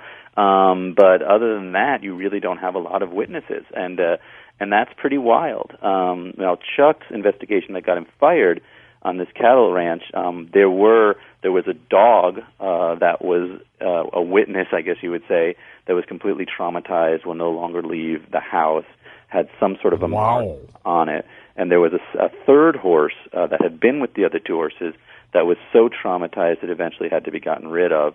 And these were family pets, essentially. I mean, horses are they saw something horrendous. Something happened that the horse and the other horse and the dog saw that completely changed them. Whatever it was, you would expect it not to have been something like a person or an animal. Right. Because these dogs certainly wouldn't be traumatized by a person. So it's weird. It's definitely weird. Were there reports of UFOs in the area? Well, it's an area where there are often reports of UFOs, and Chuck says, yes, there was, UFO records around that area, and other cattle mutilations around that area. It was very close to the spot where the very first cattle mutilation occurred, or the first recorded one, the Snippy the horse, the famous mutilation, and it was a very similar one. Wasn't that far from there, or was in very similar circumstances. But in general, there was some sort of association. Is the 37th parallel written as a fiction or nonfiction? It's nonfiction. It's a true story, but it's written in a narrative style. I write narrative nonfiction, which is essentially thrillers that are also true. So it's a true story, and it's. I get very into the history of all of these things, and I go from UFO spot to UFO spot to give a real full picture of all of these kind of unexplained things. But it's through Chuck's eyes, a lot of it, and it's written as a thriller. Through Chuck's eyes, and does he come up with specific conclusions? Well, about certain things he does. He certainly believes in the 37th parallel, that something's going on along that line. Roswell features heavily in the book, and Chuck actually did a big archaeological dig at Roswell where he found some piece of debris, which he then attempted to have analyzed, and that gets into a whole other part of the story. But yes, some of his stuff is in there, and certainly how he comes to the conclusion of the 37th parallel and sort of where that leads him is in there. Is there a movie behind this book too? Yeah, so it's sold to New Line, and the producer is Beau Flynn, who did San Andreas last year, and working on it now, and it looks going to be cool. We're working on sort of putting together the script right now. That's great. Now, do you help write the script too? I'm usually in a consulting fashion. The screenwriter comes to Boston where I live, and I go through chapter by chapter with them, and we sort of go through the process.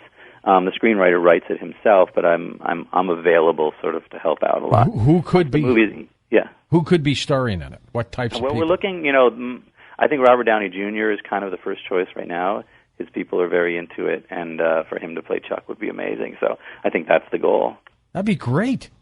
Yeah, it would be perfect, and it would get the story out in a nice big way. I think what I'm trying to do with the 37th Parallel is really, open the doors to this to a new audience, to see it, not just with the X-Files music in the background, but to understand that there's really some mystery here that people aren't looking into. The people who own the farm, what do they think? Well, it's interesting. So Glenda, the rancher, she's a third-generation rancher. These are people who don't scare easily. She's having a tough time with it. She wants the story to get out there because to her it's been very traumatizing. Sure. A horse is a big part of their life. Cattle are very important to these people. A single cattle can make the difference between a profitable and an unprofitable season. So it's a big problem for ranchers, and one they don't talk about much because they don't really talk to outsiders very much. They're not, people who go into the city even that much. So Glenda's there. She's still living there. She didn't move. The thought of moving isn't something that's possible for her. But she looked to Chuck as someone who could help out because the regular police were completely unhelpful. All right, let's talk a little bit more about that, Ben, and also we'll get into some other episodes of your work, the 37th Parallel. Welcome back with Ben Mesrich, and we're talking about his latest work, the 37th Parallel. Let's get back to the ranchers, Ben, if we can. So they're still a little shaken up about all of this, aren't they? Yeah, ranchers in general, the cattle mutilation phenomenon is a big deal to them. The reason in the 70s that all of these governors got together to demand an FBI investigation is that ranchers were so freaked out about the cattle mutilations that they wouldn't allow any of these land surveys to go on. Whenever a helicopter would fly over a ranch, the ranchers would shoot at it. So the governors of these different states realized that they couldn't even fly over ranches anymore because ranchers were so traumatized by all of these cattle that are being destroyed. So, yes, it's a big deal out there. Let's talk a little bit about other things that you've investigated in the book. You talk about the history of Robert Bigelow. He's been on our program before. He's the founder of Bigelow Aerospace. He's into finding out about the UFOs. He's into the Skinwalker Ranch. He's got a floating hotel up there in space that he's only got like 1 cubic up there, but he would like to build more. Tell me about your involvement there. Sure. So I'm fascinated by Robert Bigelow. I had a source within his company. Robert Bigelow is, they describe him as reclusive billionaire. He's been into UFOs most of his life. He's a big champion of getting the truth out there, of trying to find out whether they're real or not, and of bringing science into the discussion. So originally he had put together NIDS, the National Institute of Discovery Science, hired real scientists and looked into different UFO phenomenon, trying to prove or disprove the existence. Now he owns Bigelow Aerospace, which is part of the big private space race. They make pieces for the International Space Station. The Transhab is their thing, which was on the recent, not the SpaceX that just blew up, but the SpaceX launch before that one. Mm-hmm. They launched a Transhab into space where it's floating and successful. So, he's the real deal. He also has essentially been involved with privately investigating UFOs ever since sort of the government itself officially gave up on it. What was intriguing to me was that he has a relationship with the FAA. If you look at the FAA manuals that all commercial pilots are given, if a pilot sees something they don't report it to the FAA or to any other government organization. They report it to Bigelow. Bigelow has become sort of the repository for any official UFO sighting, and he has teams that go out and look at it.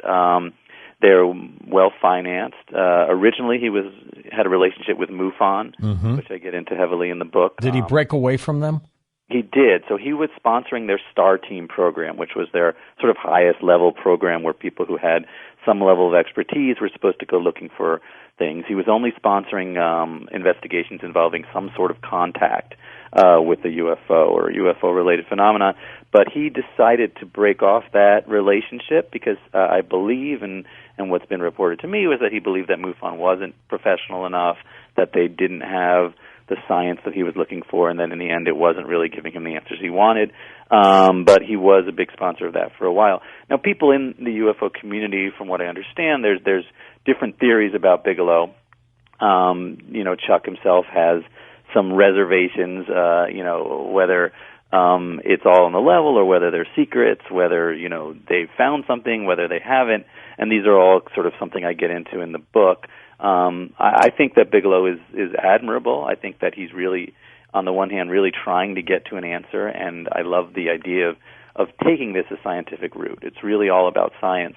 And one of the things I do get into in the book is he did sort of come to a conclusion on at least one UFO-type phenomenon back in I believe it was the 80s and 90s. A lot of UFOs that were being seen were these things called big black deltas, which were these enormous triangular black shapes that would hover and then fly at enormous speeds.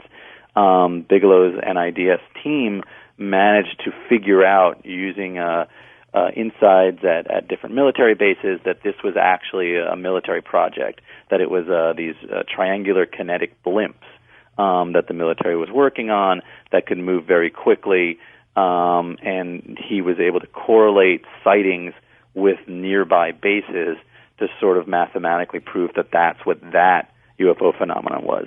And I'm really intrigued by that sort of thing, using science or using math to try and come to answers. Overall, Bigelow is a believer. My understanding is that he remains a big believer. I don't think he's got a smoking gun yet, real proof, but I do think he's got lots and lots of files that take him in that direction. And there is some relationship between him and Chuck.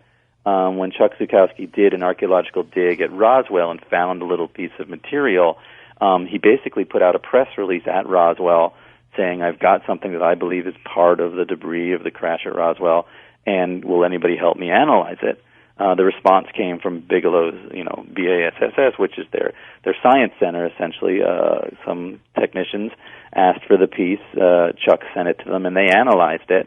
They didn't come to any firm conclusions about what it was, but they did say it wasn't anything in their database of known materials. Then the piece sort of disappeared.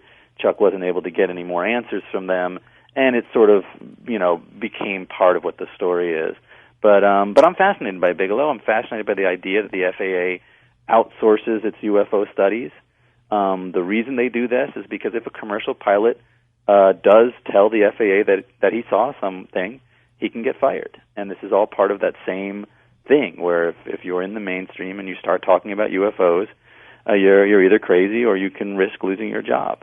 And that, to me, is fascinating, that a commercial pilot who sees something, and this happens a lot, they aren't able to report it to their own agency.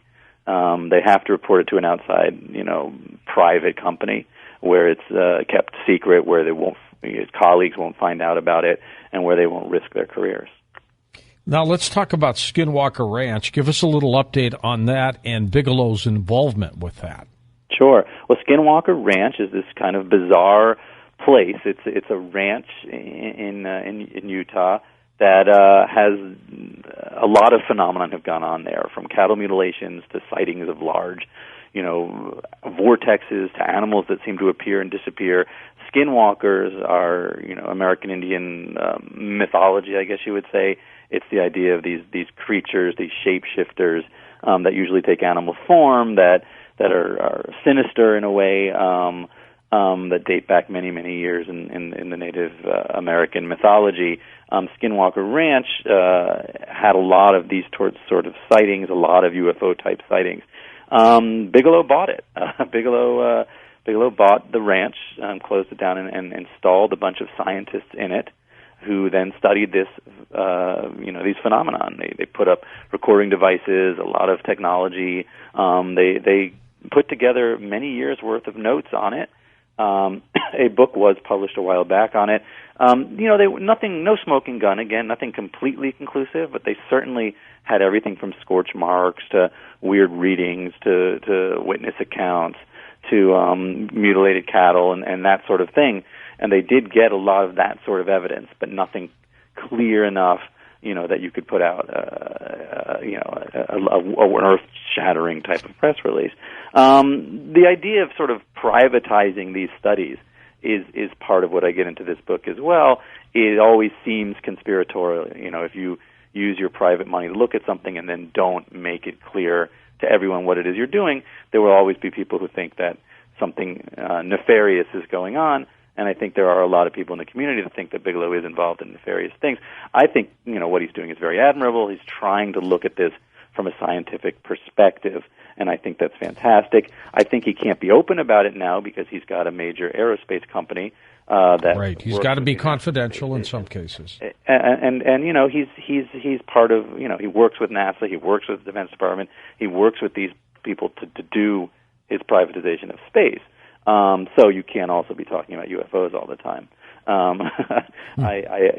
It's interesting to me, and I get very deep into all of this because it really fits in with the story as a whole about this sort of secret world, this double life that people who look into this live. That on the one hand have your regular job, and on the other hand have your sort of belief system and what you're trying to do in that world. Ben, since you've been doing this and since you've written this book, The 37th Parallel, have you come across things that have shocked you that you just had no concept of before? Yeah, a lot of things. First of all, the fact that a lot of people in the aerospace industry, in the military, astronauts, politicians all the way up to Hillary Clinton, people like that, there is a very sort of a movement, I guess, into believing that I didn't know existed at this level. I've seen a lot of interoffice memos from Air Force personnel that really point to the fact that something did crash at Roswell. I think Roswell is something that fascinated me. I knew the story of Roswell, but I never really knew the details. To me, Roswell has two sides to it. There's the kitschy, go there, dress up as an alien, and go eat a hamburger in a place that looks like a flying saucer. And then there's the actual facts of Roswell, which are pretty staggering. The idea that a nuclear base, one of our first nuclear bases, where the plane that took off that bombed Japan was housed, their radar tracked something going through a storm.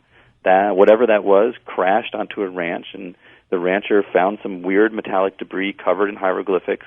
The Air Force showed up, took some of the debris, and then put out a press release saying, "We have in our possession a flying saucer." They rescinded their own press release, put the stuff on a plane, and then did a photo shoot with a weather balloon. Everyone involved in that photo shoot has since come forward and said it was a faked photo shoot.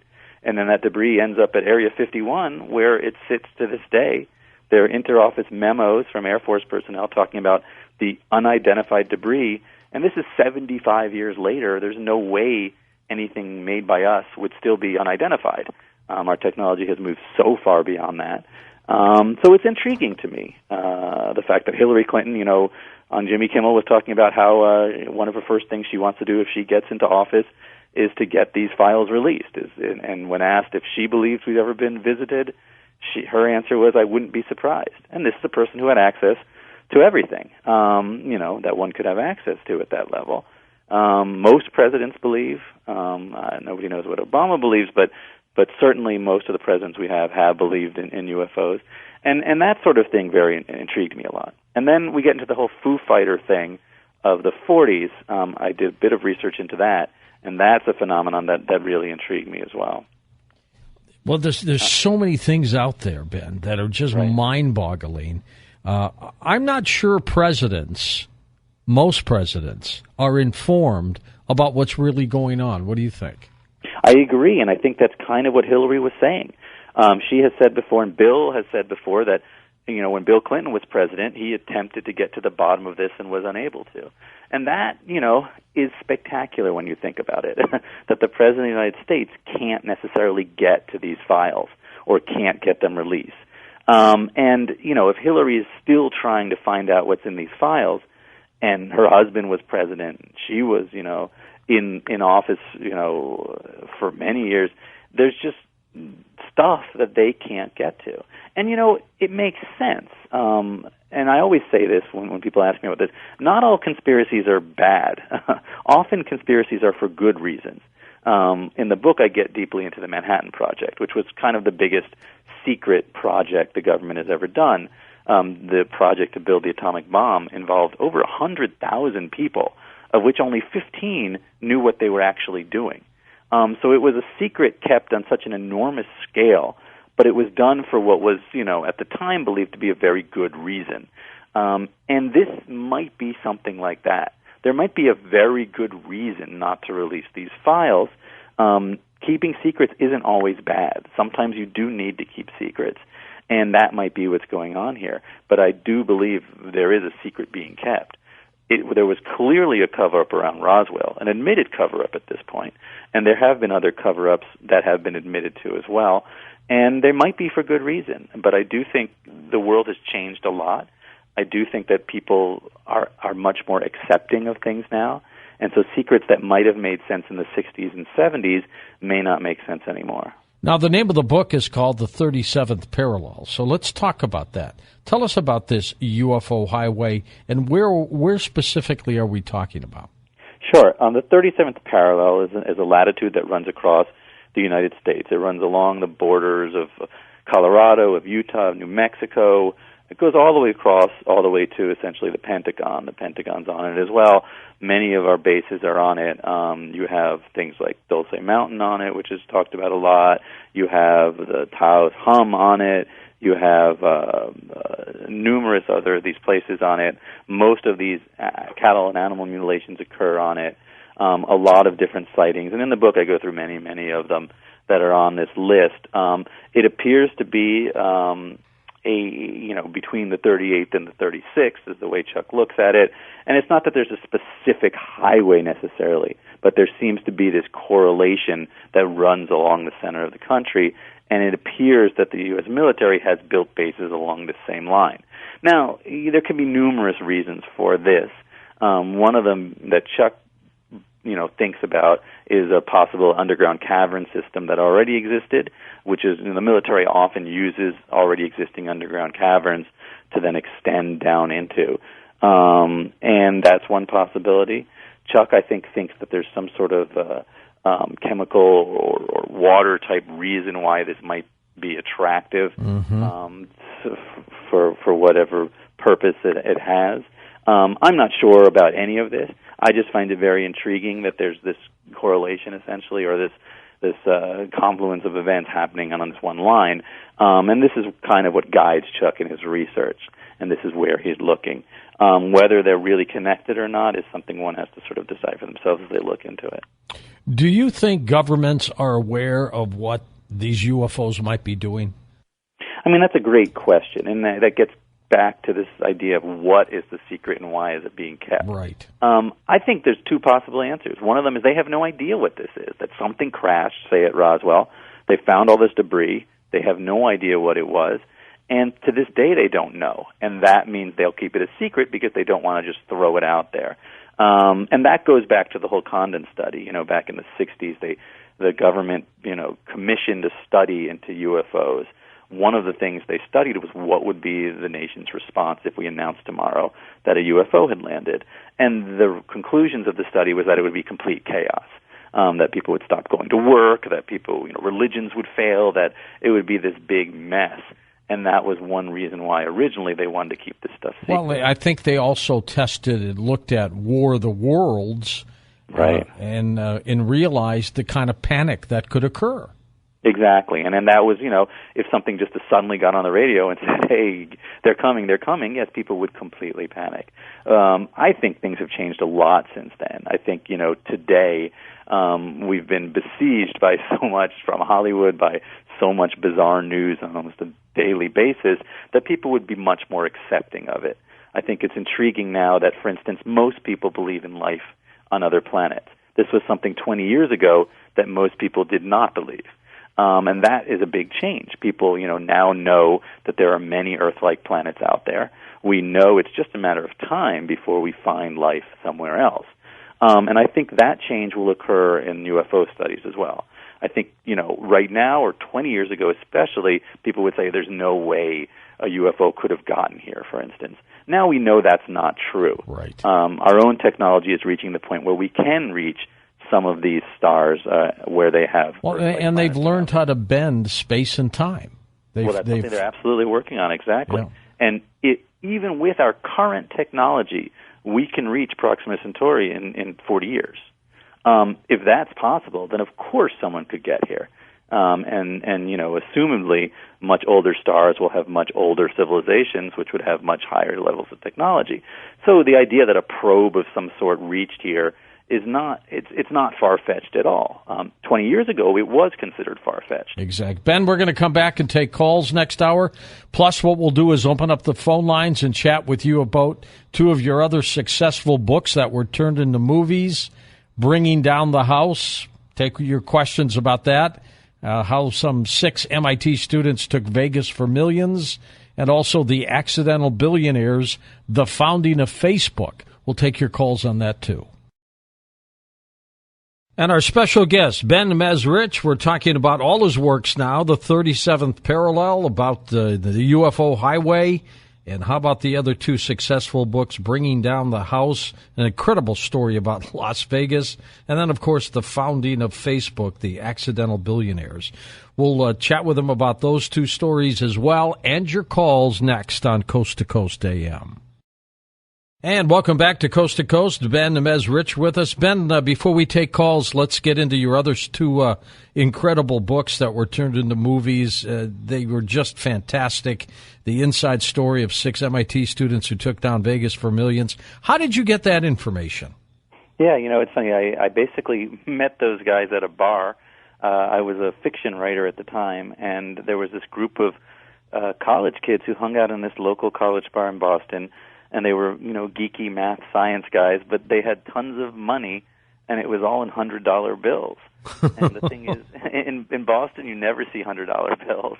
So I really couldn't figure out why they had all this money, and I just started hanging out with them, and they invited me to go to Vegas with them. And I went, and I kind of saw the MIT blackjack team in action. They had $1 million in cash on them. They had hidden it under their clothes, and they landed in Vegas, and, they would hit the casinos as a team spread out across the casino and using this card counting system. And so I convinced them to let me be a part of the team for a few months and so I could write the story. And did their system, I assume it worked? Oh, yeah. They won about $6 million. It was a pretty simple mathematical system where you keep track of the high cards and the low cards. But what was interesting about it was they would spread all these college kids out across the casino so they could be playing every table in the casino at the same time. And then the big money guy, the guy they would call the big player, would get signaled in to each table, so he would only be playing on the good decks. So he would make a $10,000 bet here, a $10,000 bet there, but every one of his bets had a positive outcome on it. So they won a lot of money. They'd win a few $100,000 a night doing it. Eventually they got taken down. Nothing they were doing was illegal. You can't get arrested for it. You can't get arrested for conduct. You can get kicked out. And they definitely got kicked out. Yeah. A couple of them got beat up a couple times. Things like that happened. But it was wild to watch. And I've been kicked out of a handful of casinos myself now. It's an interesting experience. And the movie 21 with Kevin Spacey, that's right. Right. Heading up the team, right? Yeah, so basically I had written an article for Wired magazine along with the book, and I was sitting at home the phone rang, and it was Kevin Spacey. And, I didn't believe him. I ended up hanging up on him. Eventually, I realized it was Kevin, and he said, I want to make a movie out of this. And the funny thing was we then took the project out to every studio in Hollywood, and everyone turned it down except for MGM, which owned all the casinos that we had been hitting.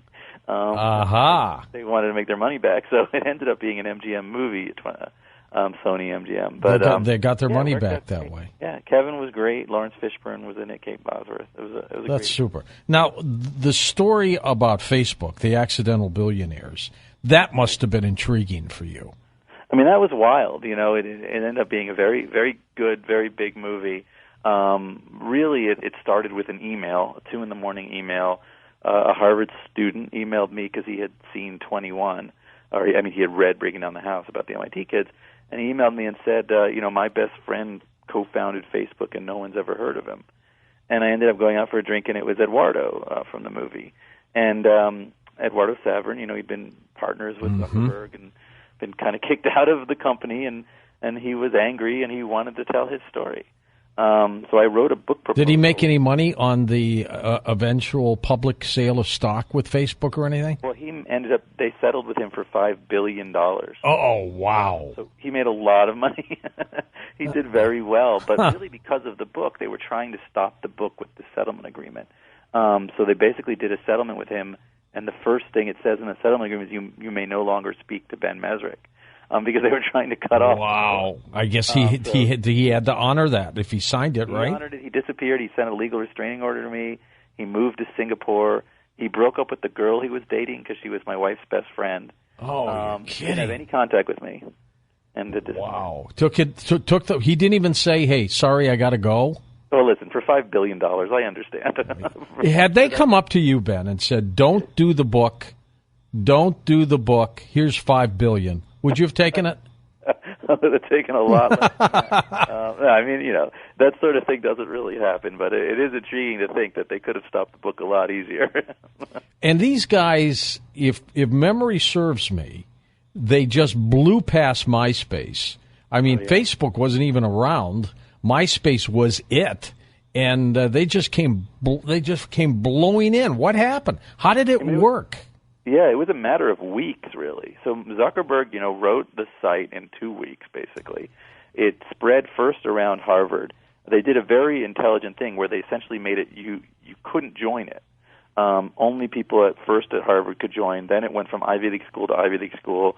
Then it went to other colleges. Then it went to high schools. And basically the way they rolled it out, it made people want to be a part of something they couldn't be a part of. Eventually, when they opened it up, it was just so much cleaner than MySpace. The way MySpace worked, where everyone could make their own pages, it was just a pain to use. It was a big mess. Yeah. Facebook was real easy, and it went by friend by friend by friend. It just grew organically. Yeah.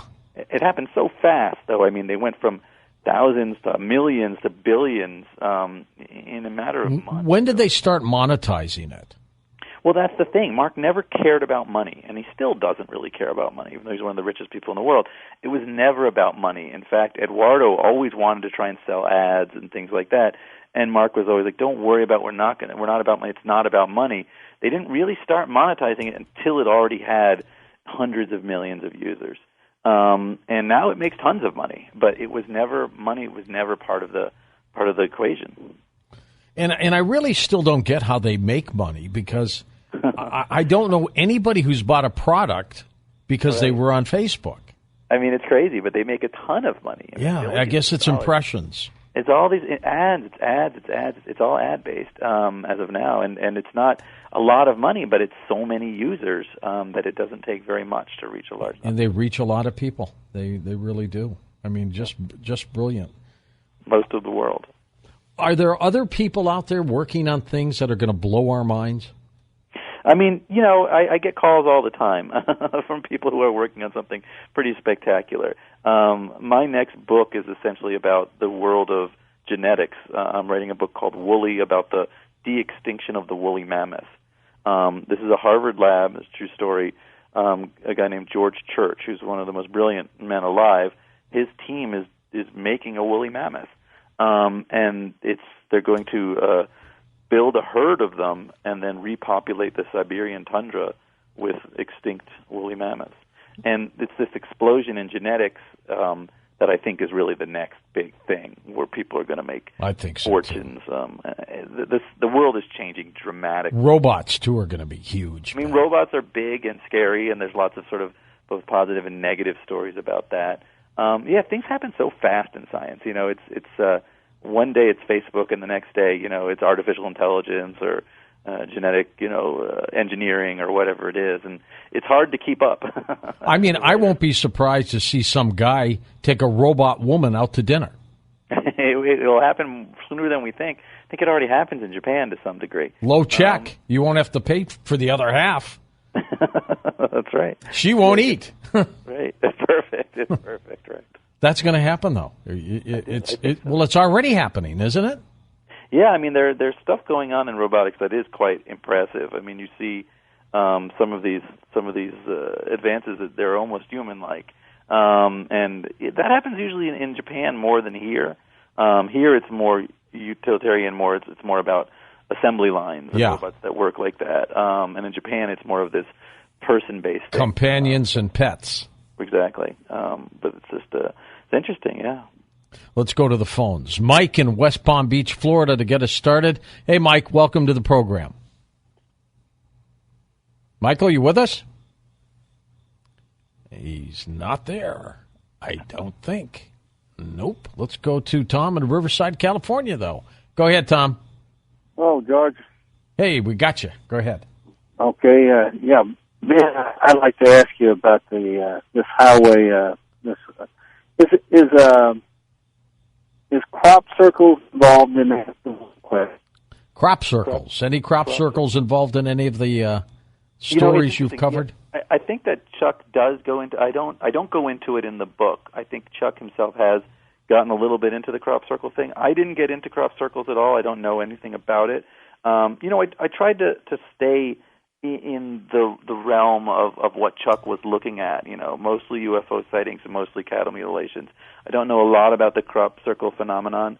I do know, there's definitely been talk about whether it's real or not, and I just didn't really get into it, so I don't know, but I do think there are some spots that are on the 37th parallel. Ben, even if one crop formation is legitimate in terms of ET constructed or something, I'll tell you my theory in a second, then there's something to this. Right. And that's interesting, yeah. I think the planet is alive. It's an organism, and it's the planet's way of communicating with us. Well, I mean, that's cool. It's strange. People see vortexes over these crop formations, windy type things. Right. And then all of a sudden there's the formation. No people are seen out there. It's strange. That's amazing. I do get into the vortexes in Sedona in the story. Chuck does go to Sedona and the idea of these vortexes, which are very intriguing. So maybe there is a relationship between those two things. Mike is back from West Palm Beach, Florida. Mike, where'd you go? Yeah, sorry, I pressed the wrong button on my cell phone, so I got cut off. I cut myself off. All right. Question I have for the guests is this. Are UFOs involved in air crashes and disappearances like that Malaysian thing? I got a feeling something's going on with the government with this. This is my theory. My theory is that most of these UFOs are government military vehicles or whatever. Mm-hmm. They fly around disregarding airspace, where they go, they land, whatever it is. And that's why I think they threaten the pilots, because there's liabilities here. If these things are smashing into planes and causing crashes, the government's liable on this. So the best way to get around it is to threaten the pilots and say, shut your mouth, we hear about these things, all right? They don't exist. That's my theory, but what does the guest think? All right, go ahead, Ben. What do you think of that possibility? I mean, I think it's very interesting and great, and I do think a lot of these things are secret military projects, and when it's discovered that people have seen it, the military uses the whole UFO thing to hide what they're doing. That certainly went on in the 50s and 60s, where they would even send an Air Force, representative to UFO symposiums to enhance the belief in UFOs, because it was a good way of hiding what they were doing. So I do think, there was recently a sighting over L.A., and it turned out to be a missile test that had gone awry.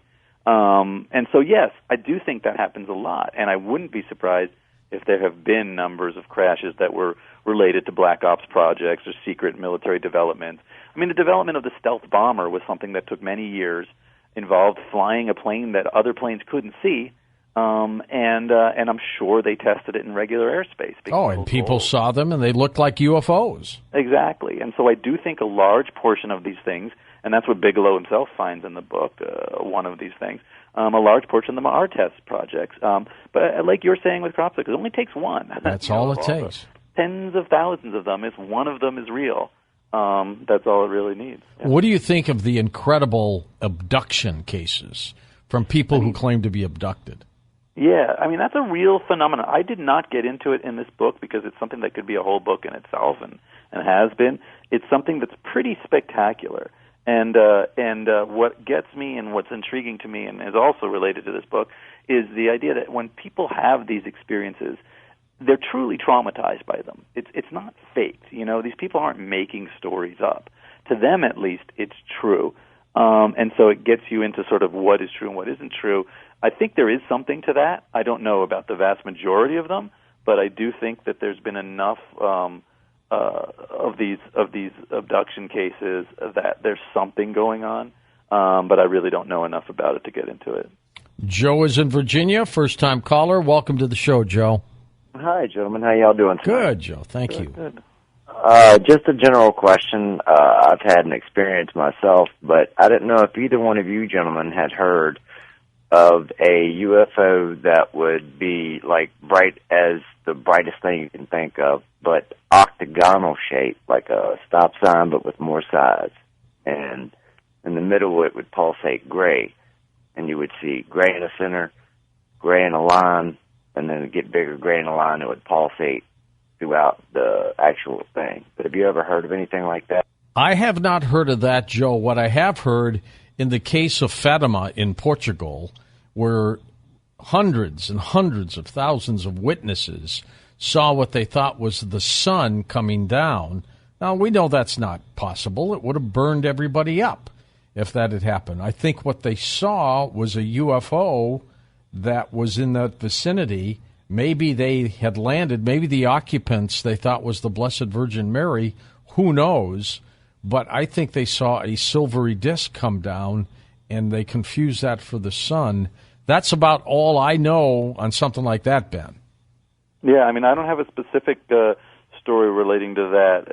I mean, the most common UFOs cited were either triangular, cigar-shaped, or saucer-shaped. Certainly a lot of them have pulsated. The whole idea of an incredibly bright lights is a part of it. I think in Rendlesham in the UK, there was bright lights and a cone of light and beams of light, but that specific description I haven't gotten to. So back to the story that you wrote about Las Vegas, the inside story of the 6 MIT students who took Vegas for millions of dollars. Where are these people now? Yeah, so there, what's great about that story is these were all really smart kids who could do just about anything. The main character actually works at Twitter now. His real name was Jeff Ma, and he had his own company for a while, which he sold to Twitter, and then he became a part of that company. One of the other kids is at a hedge fund, uses his math to make even more money, in a bigger form of gambling, I guess. And they got their degrees, I guess, right? The woman in the movie who Kate Bosworth plays is actually a high-powered lawyer in Boston. She works at Ropes and Gray and is a partner. And so all of them have kind of moved on to really, really great jobs. None of them play blackjack anymore for the most part because they can't. They'll get kicked out pretty quickly. They get recognized, I guess. Oh, yeah. I mean, you walk into Vegas with them, and immediately security comes over and says, you're not allowed to play here. Wow. The cameras get them that quickly? Oh, very fast. It's a facial recognition software for the most part. And if not, then there's always a pit boss or someone like that who recognizes them. But I get kicked out. I mean, I've been kicked out of a couple places just for associating with these guys. They're just really truly. Have you learned the system? Yes, I mean I know how to card count. I don't practice it, and my math. Well, what's the basis for it? What's the idea? Really, all you do is you keep track of the high cards. So when you're playing blackjack, like the tens and the nines, tens, jacks, kings, queens, and aces. Okay. And once you know that more high cards are still in the deck. So you know that a lot of low cards have come out, and you really need to know the exact number, and that's what these guys are really good at. But when you know that there are more high cards still in the deck, you have an advantage because the dealer's going to bust more often, and you're going to hit. Okay, that makes sense. We're going to come back and take final calls in just a moment here on Coast to Coast AM. And welcome back, our final segment with Ben Mesrich as we talk about all his books, including The 37th Parallel, and we'll take your final calls as well. Ben, your thoughts on Roswell? Do you think something strange happened there? I mean, I'm a believer at this point that something did crash there that to this day hasn't been identified. I think the wreckage is at Area 51. And I think there was a very well-coordinated cover-up at the time, a photograph that was faked showing a weather balloon. And I think that it's pretty clear that whatever it was that landed, the Air Force to this day doesn't know what it is. So that, to me, leads me to believe that of all the things that I've looked at, I think Roswell is still, to me, the most likely debris that we have of something from out there. Early on in the program, you were talking about some debris. Do you want to be a little more specific on that? Sure. I mean, well, what happened at Roswell is, there was a crash during an electrical storm. The rancher found metallic pieces that supposedly had hieroglyphics of some sort on them. They were, you couldn't burn it. It was a sort of a flexible material that didn't burn, essentially. At the time, that debris was carted off by the Air Force. They went through the field, inch by inch, and took all of that debris off that field and placed it essentially on an airplane. The flight was then stopped where they faked that photograph, and then the airplane continued on to Area 51. Now, Chuck Zukowski, in my book 37th Parallel, Chuck goes on an archaeological dig at Roswell, ends up digging at essentially the right level to reach that time period, and found a very small triangular piece of metal that he believed was related to that debris field, essentially. His piece of metal was then sent to Bigelow's people.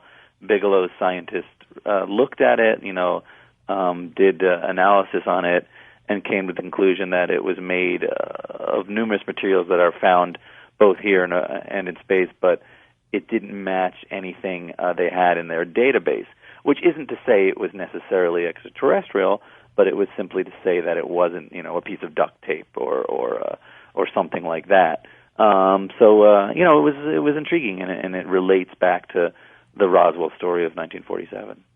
And back to the 21 story in that movie, if you're talking about a 2-deck, right? There's what? Well, I mean, the kids in the blackjack team played a 6-deck shoe, so they would actually play on a 6-deck shoe because even though it was slightly lower odds, you had more time to play with it. So if the deck got good, say a quarter of the way into the deck, you might have 10 or 15 hands with a good deck where you're earning a percentage of money each time. Right. So they played 6-deck shoes. As long as it's not an automatic shuffler, you can card count it.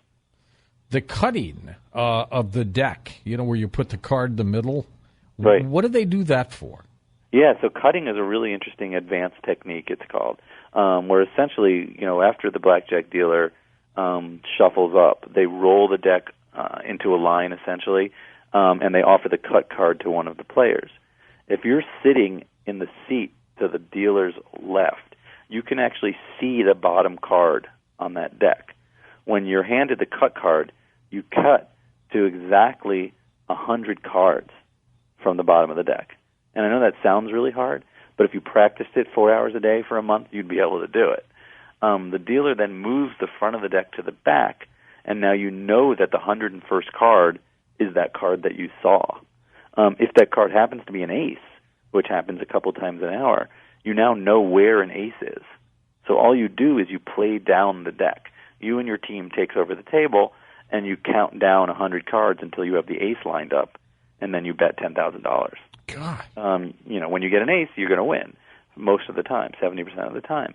And so that's essentially how cutting works. It's pretty wild to watch. It looks like a magic trick. Yeah, and do you go by the statistics? This fascinates me, the mathematics of all this. Yeah, it's all about statistics. So the interesting thing about the MIT Blackjack team is they were not gambling. It was entirely math. It was scientific for them. They knew exactly what their expected return was. They'd even make these computer graphs of what they were supposed to earn every And night. what did they do, memorize all this when they went in there to they play? knew it. I mean, they practiced and practiced. You had to practice 6 months to join. You couldn't pull out a chart and look at it, obviously. No, you're not allowed to do that. I mean, well, actually, you are allowed to have playing charts with you. Cheat sheets, we call them, right? Yeah, but if you had a big card counting chart with you, I think it would raise some attention. Here's a graph, and here's this. And Right. I mean, they don't even allow you to look at your cell phone at a table anymore. No, you're not allowed to use your cell phone. You're not allowed to use any devices, smart watches or anything like that. Anything like that can be considered cheating. But using your brain is not cheating. They'd rather you didn't do that either. Is that why they deal so fast?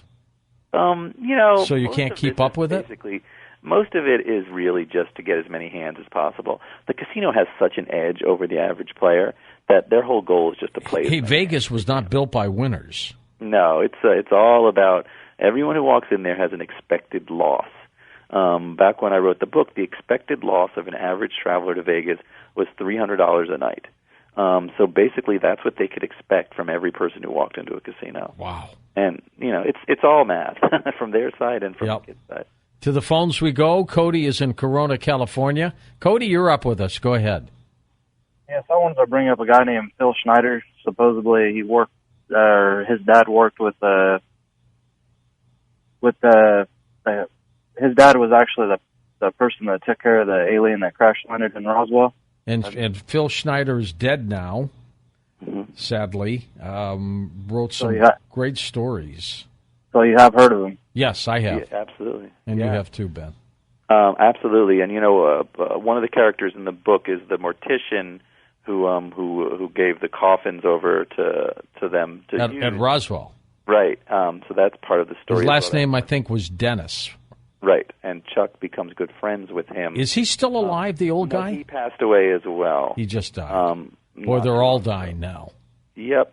People who were all there, all the first-person accounts are all going away. But yeah, Chuck got to be friends with him, and he's the one who actually gave Chuck the actual coordinates of one of the crash sites that wasn't as well known. But that story's in there as well. So it's fascinating, the idea of whether there were bodies or not, why they wanted all these child-sized coffins. Well, and originally the Army Air Force announced that they had a crashed saucer. Right. That's what they said. It's unbelievable to me, and it's hard to discount that. And when people say, okay, a weather balloon, well, these were professional. I mean, it was a radar operator. These were people who would know even what an experimental weather balloon looked like. Exactly. So, the fact that they announced they had a flying saucer and then rescinded their own announcement, it's very suspicious. Yeah. It's really hard to get past. It really is. And then, the pilot told his son, Marcel, that he flew these strange parts out. Right. The whole thing is just suspicious. It really is. I would have loved to have been a witness to that. Exactly. And, eventually, I believe that debris is still at Area 51. I think that debris is in a warehouse. I do think eventually it will come out. And who knows, within the next few years. First-time caller Carl in San Angelo, Texas. Carl, hi. Yes, it's in San Angelo, Texas. I moved down here, but anyways, I'm from Hazleton, Idaho. Mm-hmm. When I was a kid, my dad we're farmers out there and stuff, and I was about 8, 7, 6, around that age. They had something. They found like 20 or 30 head of cattle that were skinned completely. Oh, jeez. Wow. And there was no tracks around them. There was nothing. I was just a little kid listening to the older people talk about it. But they had no blood in them. But they were full. They looked swollen, if I remember right. And there's lots of desert out there and stuff. But there was a big deal that they couldn't figure out how they skinned them, and no cuts or nothing. And it was like if I remember right, Dad said it was like a laser or something. And I'm just listening. I was a little kid listening to all this. But that was interesting, Any blood at the scene? Carl? No, there was no blood, no guts, Nothing. no nothing. Oh. And they blamed it on, they had a lot of Satan things, Satanist worshippers go around. Sure, they said it was a going cult. on around there. Yeah, and they were trying to blame it on that, but what Dad said, they were talking about, he says, but there was no blood. And he says there was no puncture wounds, there was no nothing. They didn't even know how they died.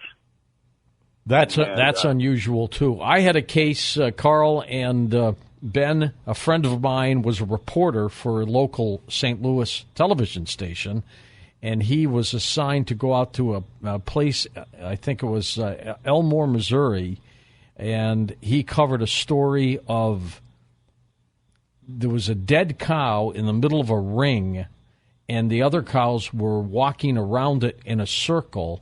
But he said that's not the unusual thing.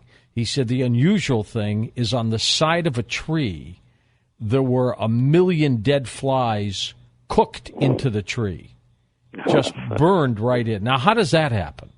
Oh, very creepy. You know, it's amazing. And what's amazing is the similarity of all these cases. 10,000 cases spanning 50 years. And you have these same descriptions, you know, the skinning, the bloodlessness, I mean, it's unbelievable. And the idea, the go-to answer of law enforcement is always, you know, Satanists. And it's really not a good answer. The idea that there's this massive conspiracy of Satanists spanning 70 years in multiple states just isn't believable. And without evidence, you know, you would have somebody arrested at this point. So it's really intriguing. We have Gregory in Calgary, Canada. Hey, Greg, go ahead. Wow, yeah, thanks for taking my call, George. Sure thing. All right. So we were talking about the UFO superhighway, right? Yep. So I was in Thailand, and this guy was running around the beach, and he said, gotta see. And I said, well, what is it? And he's like, come sit here. There'll be 2 giant amber orbs will appear in the sky on the right, and then one will appear on the left, and then they'll meet in the middle and disappear. And I said, yeah, I doubt that's even going to happen. And I sat on the beach, and sure enough, it started happening, and I started to, you know, freak out. Never seen anything like that. And then they came and met in the middle, and then disappeared, and then it kept on moving down, and there was a ridge of trees and forest there, and they went down behind. So it was like it was moving with the rotation of the Earth. It was like they're meeting in a certain spot. It was amazing. Wow, that's cool. I mean, yeah, you know, it's the idea that there's a specific, you know, place where you can predict where something's going to happen, or you've seen it before in the same place is essentially what Chuck is trying to get at. The idea that there might be this highway, this whatever, for whatever reason, this place, you'll see it over and over again. Chuck still investigating on an active basis, Ben? Yeah, I mean, this is what he does. You know, every night he's emailing me with another mutilation or another sighting. And his goal, essentially, with this book coming out and the publicity around it, is that he'll be able to get to these things quicker because people will know him as the guy. Is he listening to you tonight? I have no idea. I hope so. I don't know. I know he's coming to Boston to you know, go to my book party and everything. The book literally just came out today, so we'll see how this affects him and his world. Veronica in Irvine, California now. Hi, Veronica. Go ahead. Hi. Hi, George. Hi. This is my first time calling. Well, thank you. Glad you got in. Okay. I'm calling because it's about the crop circles. All right. You were talking about, and how they do the patterns and how no one's ever seen it happen. Yes. And the reason why is because the aliens have developed a way of being completely, you don't see them. They're there, but you don't see them, because even their ships and themselves, they're able to just be They cloak them, don't they? They're disappeared. They're doing it, and you don't see it. Are they coming from other dimensions? Yeah. Well, yeah, a lot of people believe that. Jacques Vallée believes that. That's just another one of those theories, Ben, that they're coming from other dimensions. Right. I mean, that's the, you know, potential around the whole vortex phenomenon, the skinwalker phenomenon. One of the theories, you know, of Bigelow's people was that it's interdimensional. Yeah, it's one of the possibilities. Ben, give out your website, if you would, and where people could still get your books.